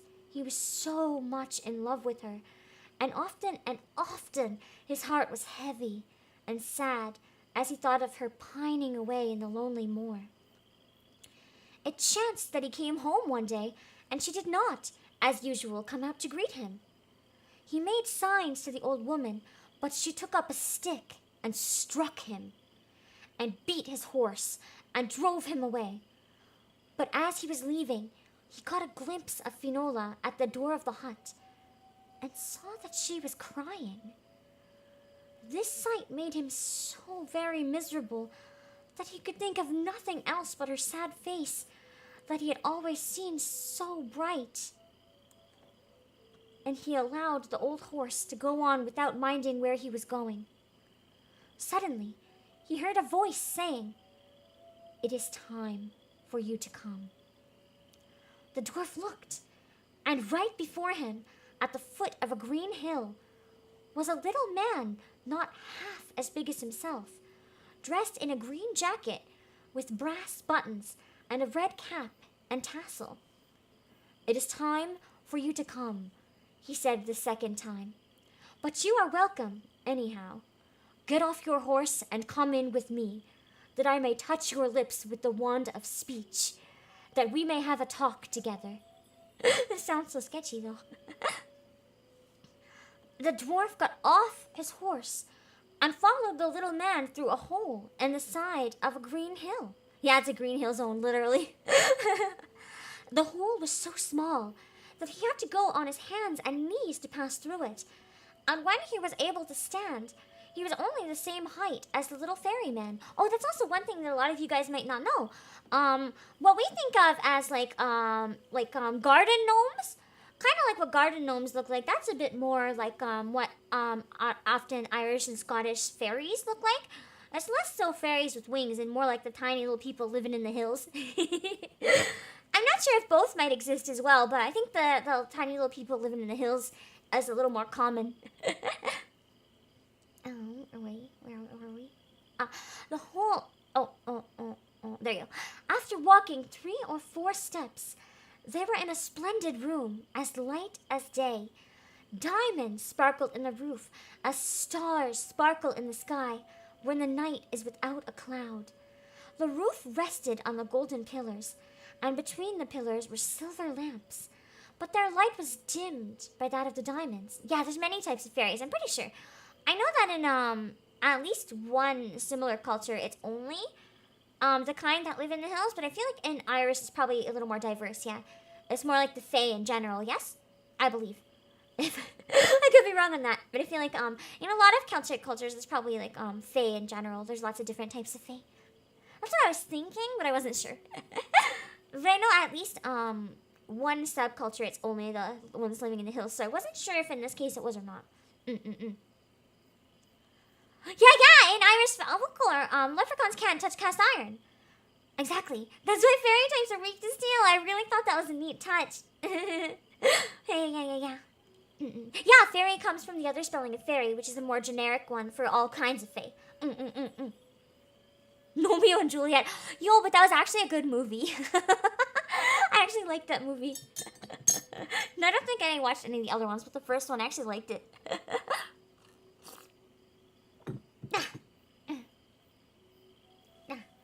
Okay. Where was I? In the middle of the room was a table, on which were 2 golden plates and 2 silver knives and forks, and a brass bell as big as a hazelnut. And beside the table were 2 little chairs covered with blue silk and satin. "Take a chair," said the fairy, "and I will ring for the wand of speech." The dwarf sat down, and the ferryman rang the little brass bell, and in came a little weeny dwarf no bigger than your hand. That sounds adorable. "Bring me the wand of speech," said the fairy, and the weeny dwarf bowed 3 times and walked out backwards. And in a minute he returned, carrying a little black wand with a red berry at the top of it.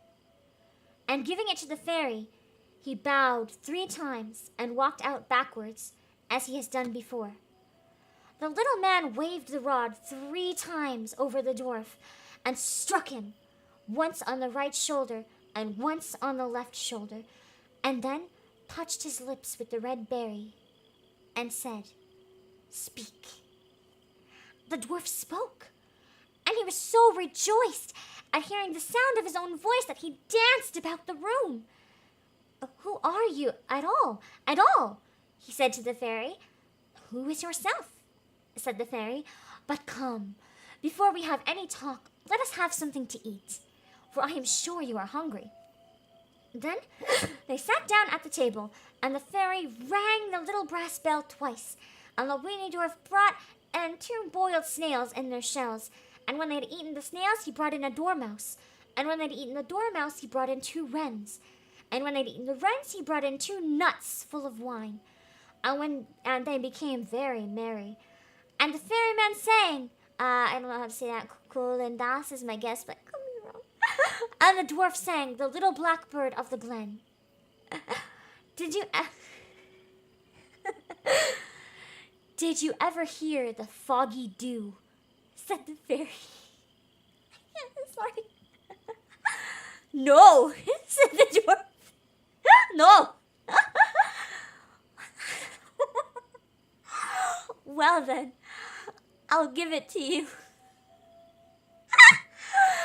But we must have some more wine." and the wine was brought, and he sang the foggy dew, and the dwarf said it was the sweetest song he had ever heard, and that the ferryman's voice would coax the little birds off the bushes. "You asked who I am?" said the fairy.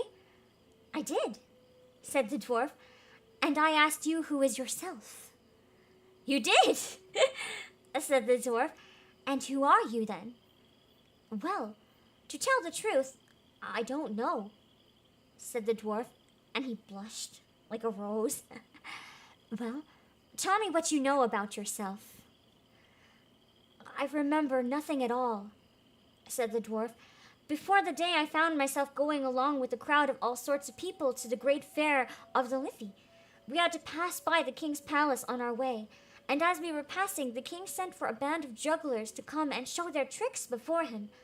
I followed the jugglers to look on, and when the play was over, the king called me to him and asked me who I was and where I came from.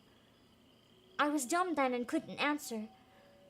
But even if I could speak, I could not tell him what he wanted to know, for I remember nothing of myself before that day. Then the king asked the jugglers, but they knew nothing about me, and no one knew anything, and then the king said he would take me into his service, and the only work I have to do is to go once a month with a bag of corn to the hut in the lonely moor." "And there you fell in love with the little princess?" said the fairy, winking at the dwarf. The dwarf blushed twice as much as he'd done before. I need some apple. Hold on. My throat's getting the dry. Ow.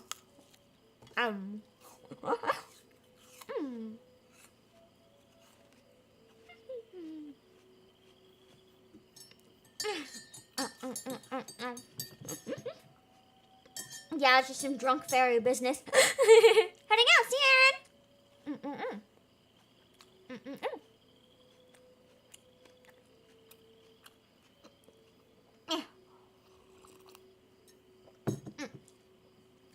"You need not blush," said the fairy. "It is a good man's case.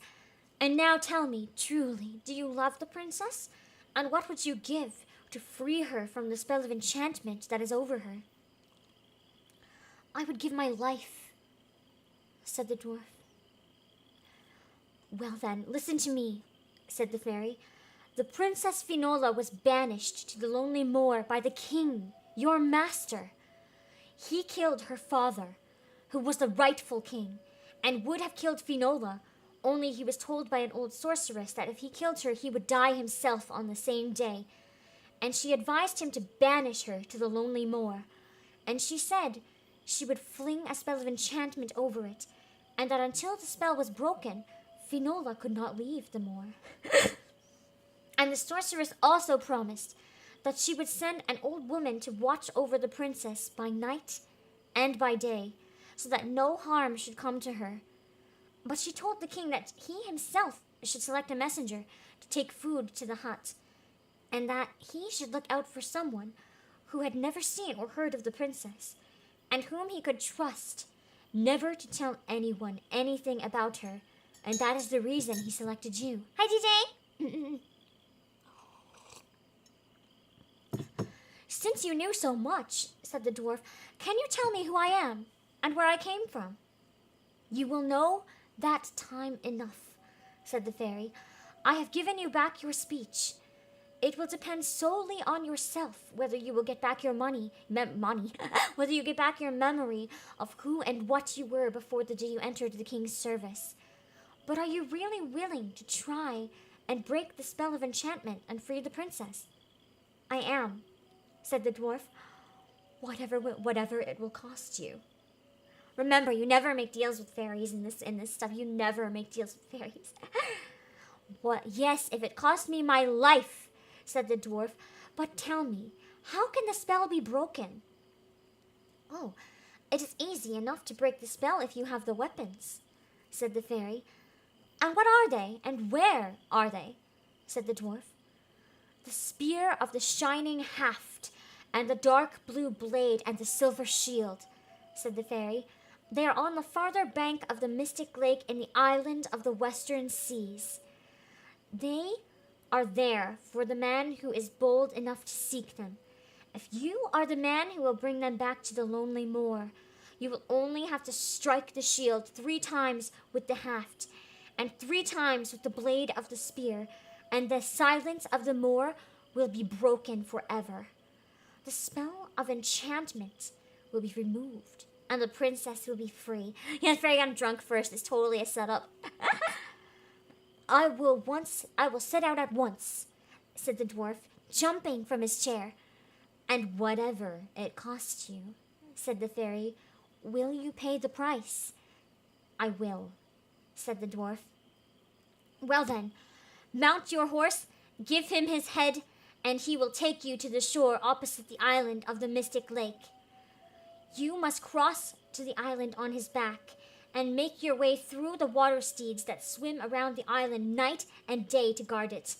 But woe betide you if you attempt to cross without paying the price. For if you do, the angry water steeds will rend you and your horse to pieces. I wonder if the water steeds are kelpies. It just says water steeds, but I'm kind of curious if they might be kelpies or related. And when you come to the Mystic Lake, you must wait until the waters are as red as wine, and then swim your horse across it. And on the further side you will find the spear and shield. But woe betide you if you attempt to cross the lake before you pay the price.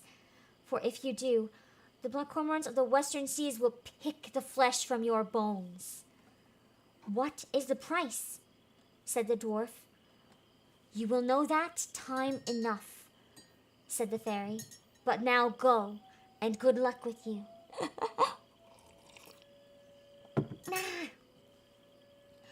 The dwarf thanked the fairy and said goodbye. He then threw the reins on the horse's neck and started up the hill that seemed to grow bigger and bigger as he ascended, and the dwarf soon found that what he took for a hill was a great mountain. After traveling all day, toiling up by steep crags and heathery passes, he reached the top as the sun was setting in the ocean, and he saw far below him and out in the waters the island of the Mystic Lake. He began his descent on the shore, but long before he reached it, the sun had set, and darkness, unpierced by a single star, dropped upon the sea. Yeah, beware and pay the price. What's the price? I don't know. The old horse, worn out by his long and painful journey, sank beneath him, and the dwarf was so tired that he rolled off his back and fell asleep by his side. Unfortunately, fairies often skimp some of the details, which is why fairy stories are quite fun, and I wanted to include at least one with fairies. He awoke at the breaking of the morning and saw that he was almost at the water's edge. He looked out to sea and saw the island, but nowhere could he see the water steeds, and he began to fear he must have taken a wrong course in the night, and that the island before him was not the one he was in search of. But even while he was so thinking, he heard fierce and angry snortings, and coming swiftly from the island to the shore, he saw the swimming and prancing steeds. Sometimes their heads and manes only were visible, and sometimes, rearing, they rose half out of the water, and striking it with their hoofs, turned it into foam, and tossed the white spray to the sides. As they approached nearer and nearer, their snortings became more terrible, and their nostrils shot forth clouds of vapor. Get a good lawyer? I wonder who would win, Phoenix Riot or One Fairy. I wonder. The dwarf trembled at the sight and sound, and his old horse, quivering in every limb, moaned piteously as if in pain. On came the steeds, until they almost touched the shore. Then rearing, they seemed about to spring onto it. The frightened dwarf turned his head to fly, and as he did so, he heard the twang of a golden harp. And right before him, who should he see but the little man of the hills, holding a harp in one hand and striking the strings with the other. "Are you ready to pay the price?" said he, nodding gaily to the dwarf. As he asked the question, the listening water steeds snorted more furiously than ever. "Are you ready to pay the price?" said the little man a second time.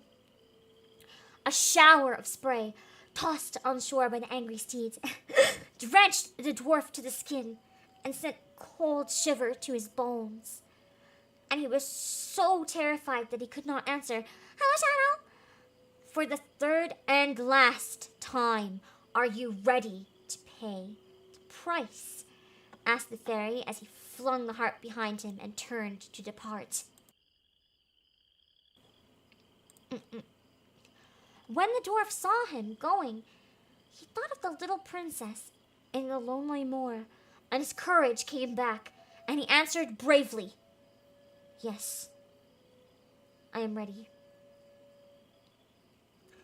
The water steeds, hearing his answer and snorting with rage, struck the shore with their pounding hoofs. "Back to your waves!" cried the little harper as he ran his fingers across his lyre. The frightened steeds drew back into the waters. "What is the price?" asked the dwarf. "Your right eye," said the fairy. And before the dwarf could say a word, the fairy scooped out the eye with his finger and put it into his pocket. The dwarf suffered most terrible agony, but he resolved to bear it for the sake of the little princess. Then the fairy sat down on a rock at the edge of the sea, and, after striking a few notes, he began to play the strains of slumber. The sound crept along the waters, and the steeds, so ferocious a moment before, became perfectly still. They had no longer any motion of their own, and they floated on the top of the tide like foam before a breeze. Yeah, fairies don't do things halfway. I just reached right in there.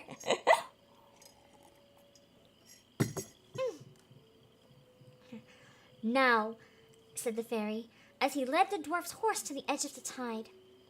The dwarf urged the horse into the water, and once out of his depth, the old horse struck out boldly for the island. The sleeping water steeds drifted helplessly against him, and in a short time he reached the island safely, and he neighed joyously as his hoofs touched solid ground. The dwarf rode on and on until he came to a bridle path, and following this, it led him up through winding lanes bordered with golden firs that filled the air with fragrance, and brought him to the summit of the green hills that girdled and looked down on the mystic lake. Here, the horse stopped off his own accord, and the dwarf's heart beat quickly as his eye rested on the lake that, clipped round by the ring of hills, seemed in the breezeless and sunlit air as still as death, as bright as life can be. After gazing at it for a long time, he dismounted and lay at his ease in the pleasant grass. After an hour passed, hour after hour passed, but no change came over the face of the waters. And when the night fell, sleep closed the eyelids of the dwarf. The song of the lark awoke him in the early morning, and staring up, he looked at the lake, but its waters were as bright as they had been the day before. Towards midday, he beheld what he thought was a black cloud sailing across the sky from east to west. It seemed to grow larger as it came nearer and nearer, but when it was high above the lake, he saw it was a huge bird, the shadow of whose outstretched wings darkened the waters of the lake. And the dwarf knew it was one of the cormorants of the western seas. As it descended slowly, he saw that it held in one of its claws a branch of a tree larger than a full-grown oak, and laden with clusters of red, ripe berries. It alighted at some distance from the dwarf, and, after resting for a time, it began to eat the berries and throw the stones into the lake, and wherever a stone fell, a bright red stain appeared in the water. As he looked more closely at the bird, the dwarf saw that it had all the signs of old age, and he could not help wondering how it was able to carry such a heavy tree. Later in the day, two other birds, as large as the first, but younger, came up from the west and settled down beside him.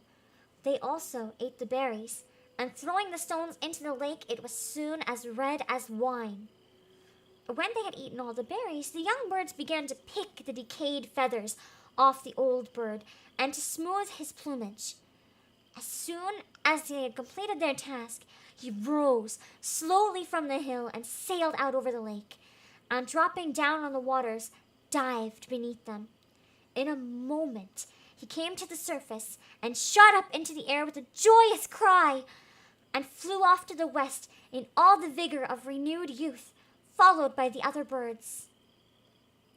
When they had gone so far that they were like specks in the sky, the dwarf mounted his horse and descended towards the lake.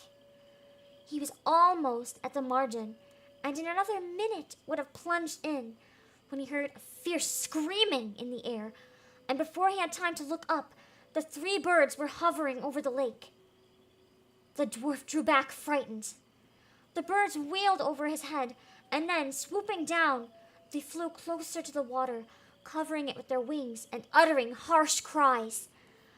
Then, rising to a great height, they folded their wings and dropped headlong, like three rocks on the lake, crashing its surface and scattering a wine-red shower upon the hills. Then the dwarf remembered what the fairy told him, that if he attempted to swim the lake without paying the price, the three cormorants of the western seas would pick the flesh off his bones. He knew not what to do, and was about to turn away when he heard once more the twang of the golden harp, and the little fairy of the hills stood before him. "Faint heart never won fair lady," said the little harper. "Are you ready to pay the price? The spear and shield are on the opposite bank, and the Princess Finola is crying this moment in the lonely moor." What do you think he's going to make for his choice out of a snack? What do you think he's going to do?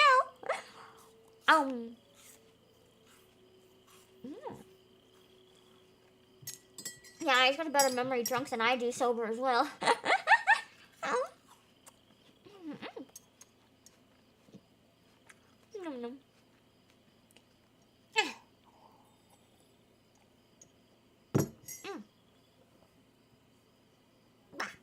You're gonna pass out. Go sleep, Joey.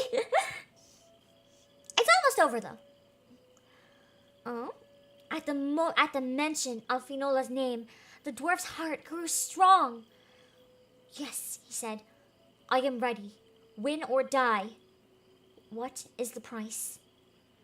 "Your left eye," said the fairy, and as soon as said, he scooped out the eye and put it in his pocket. The poor blind dwarf almost fainted with pain. "It's your last trial," said the fairy, "and now do what I tell you. Twist your horse's mane round your right hand, and I will lead him into the water. Plunge in, and fear not. I give you back your speech.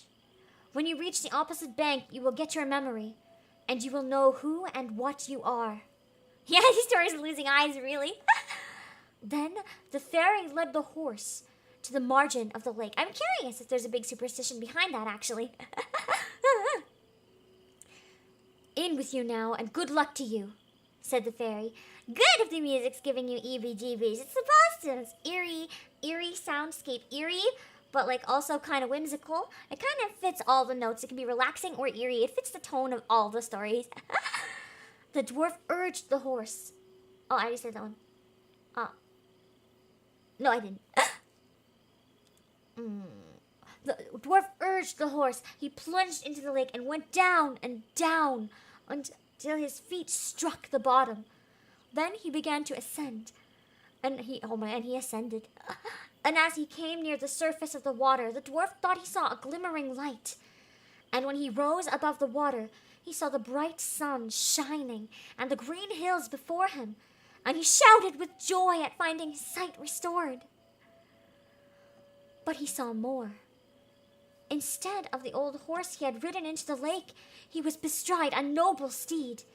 And as the steed swam to the bank, the dwarf felt a change coming over himself and an unknown vigor in his limbs. When the steed touched the shore, he galloped up the hillside, and on the top of the hill was a silver shield, bright as the sun, resting against a spear standing upright in the ground. The dwarf jumped off, running towards the shield. He saw himself as in a looking-glass. He was no longer a dwarf, but a gallant knight. He became human! At that moment, his memory came back to him, and he knew he was Conal, one of the knights of the Red Branch, and he remembered now that the spell of dumbness and deformity that had been cast upon him by the witch of the palace of the quickened trees. So he got literally turned into, I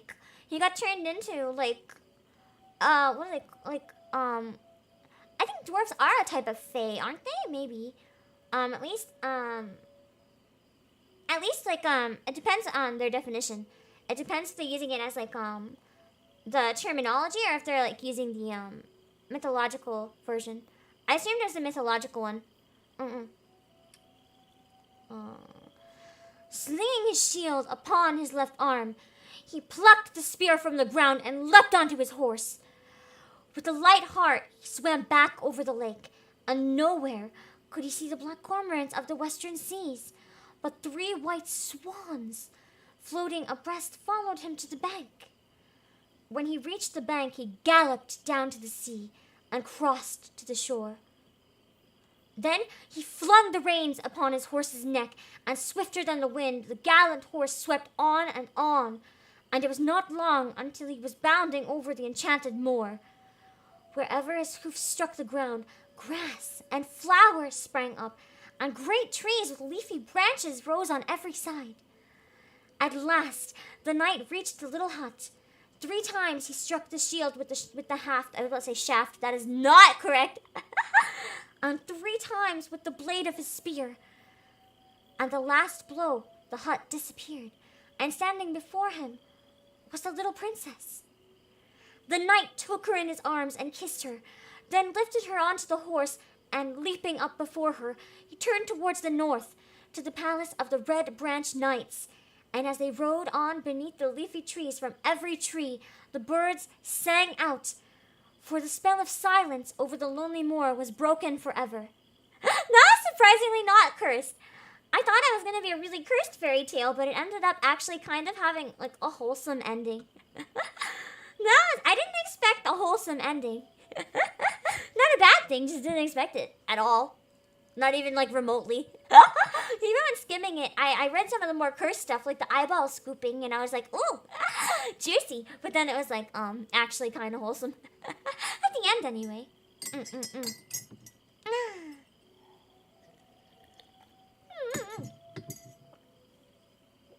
Yeah, that was a longer one.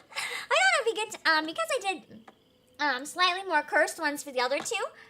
I wanted something that still had yeah, that's the end. It was actually a happy end. That's very rare. That is very rare. It actually was a happy end. I didn't expect that. That's kind of a nice note to end on, though. We had one that was a horrible, horrible ending, and then we had one that was kind of just fucked, and then we had one that had a good ending, even if it was kind of fucked along the way. Yeah, but I'm probably not going to do story readings as often, because I feel like it's kind of something I enjoy watching Akka do, and it's really hard on your voice. But yeah, the fairy didn't screw the dwarf over. I'm surprised. It's actually nice. Oh, that's rare. That's pretty rare. Although he did put him through hell. He almost got killed by some kelpies. And then some birds. Oh no! I'll tell you what. I'll find a story that's 2 minutes. Hi, Katie Bear. Thank you for the raid. I'm reading a few stories for St. Patrick's Day. I was actually about to end, but I know that some of the stories said they're only 2 minutes long. So let's go back and read a 2-minute story so that we can get in a story for our fellow raiders. How's your stream? Did you have a good time? I had a good time. Let me just get up. I know at least one of them that is around 2 minutes.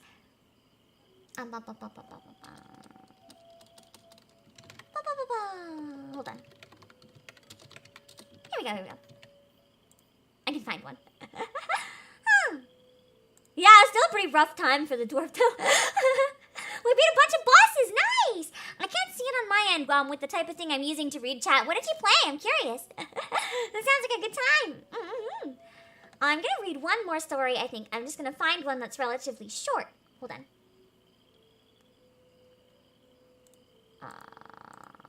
I know a number of these. A 6-minute read. That's not so bad. One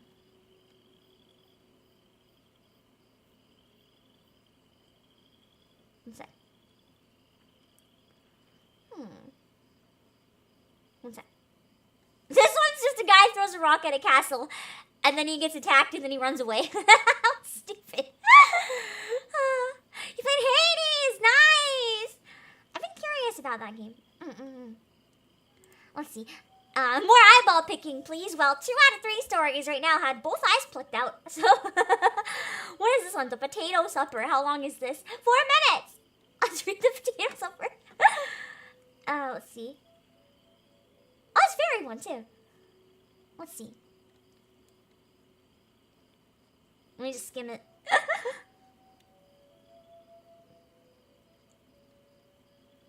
Let's see. Oh yeah, this one is the same type of fairies. The kind of fairies that look more like what we consider garden gnomes. It's these type of fairies in this one again. Bye, Calamus! It's all good if you gotta go. I'll read a very short one. One sec.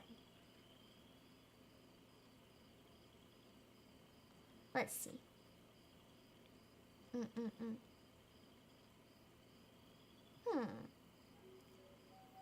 Let's see.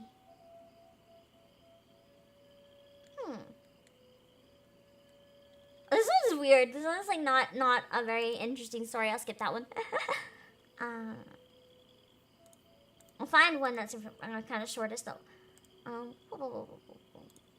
This one's really short. One sec. Let's see.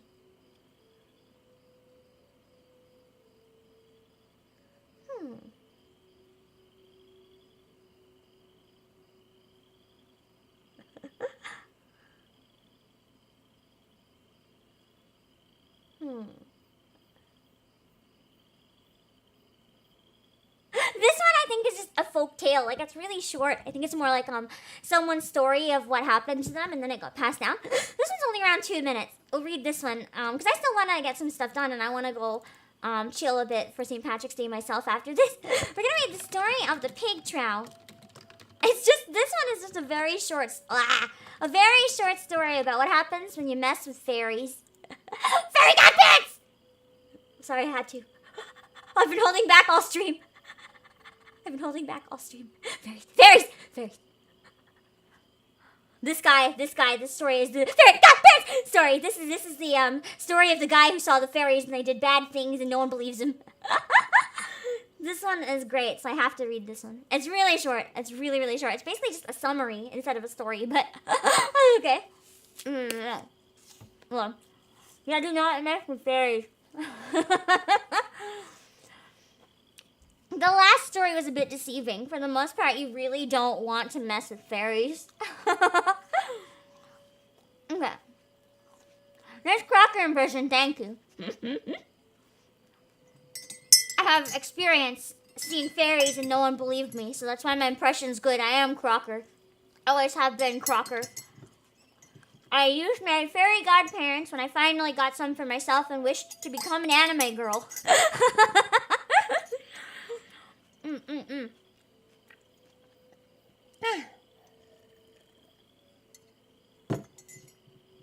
Okay.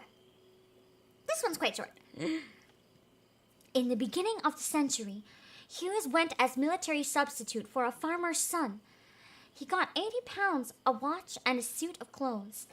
His mother was loath to let him go, and when he joined his regiment, she followed him from Emlyn to I don't know how to pronounce that, to try and buy him off. He would not hear of it. "Mother," he said, "the whole of Anglesey would not keep me. I want to be off and see the world." The regiment was quartered in Edinburgh, and Hughes married the daughter of the burgess with whom he was billeted.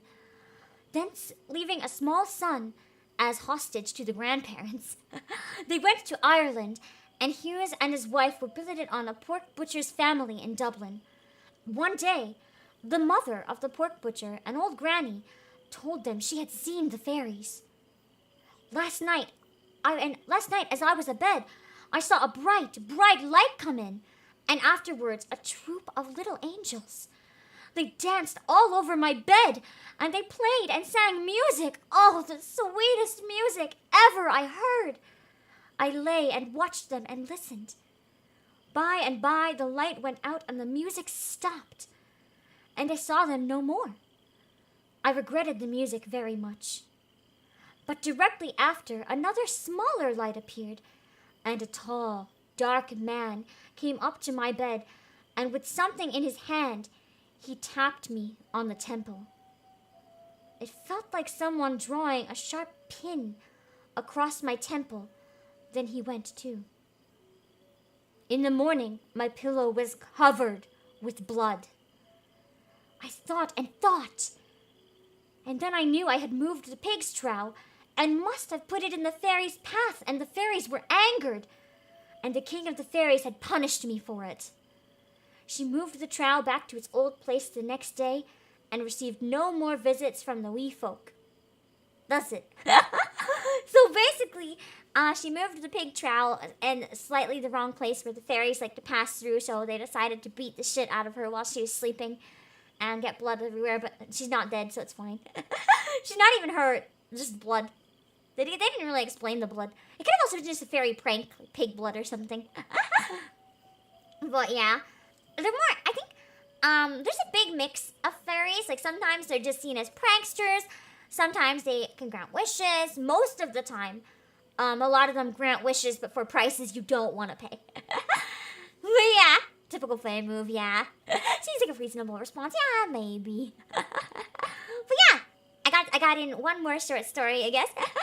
I don't do readings very often, but if you want to check out more of my stuff, I will be streaming again tomorrow on Aka's channel. I'm going to be doing Mario Kart, and then we're going to play some Final Fantasy 14 over here.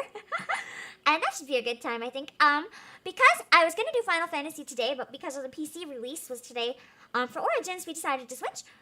And tomorrow, for Final Fantasy 14, I'm going to be doing Chocobo Racing, for whoever wants to join, and Fashion Report, because it's Friday. It's going to be a little bit of late night Final Fantasy tomorrow, I'm afraid. It's starting at 10:30 p.m. EST, because I want to give enough time to do some Mario Kart, you know? But I can't do it before the stream, so it's going to have to be after.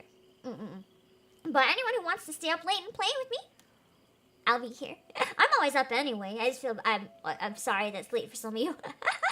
Yeah, the real Chocobo Racing, Well, we play a racing game that actually works first. Hold on, let me go to my chatting at the end. Where am I? What the fuck? Never mind, we're gonna come back here. Okay, I'm gonna turn off the, turn it off so you can hear that. Okay, that's good.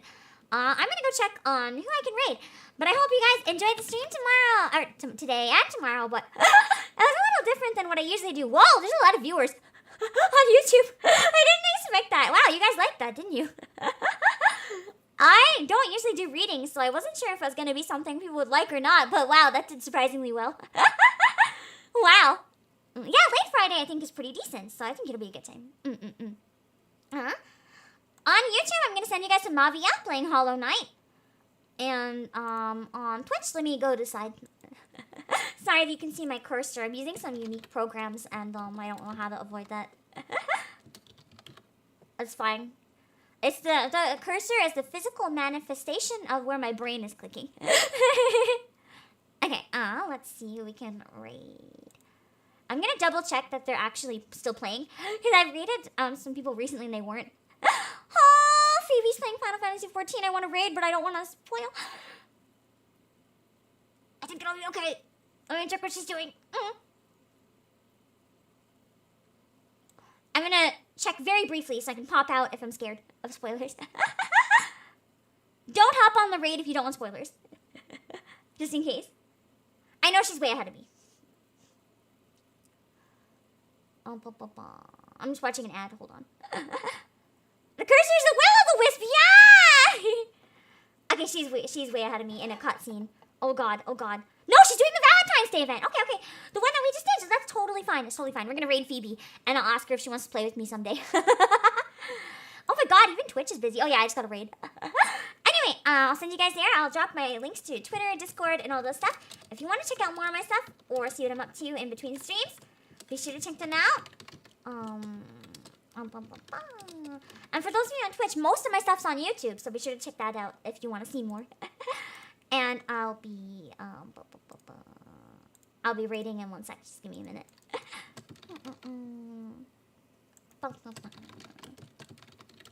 Oh, someone already did it. Thank you.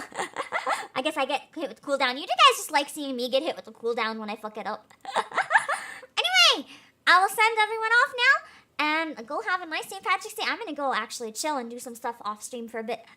After I get some more work done, I forgot I got to do some recording. I'll see you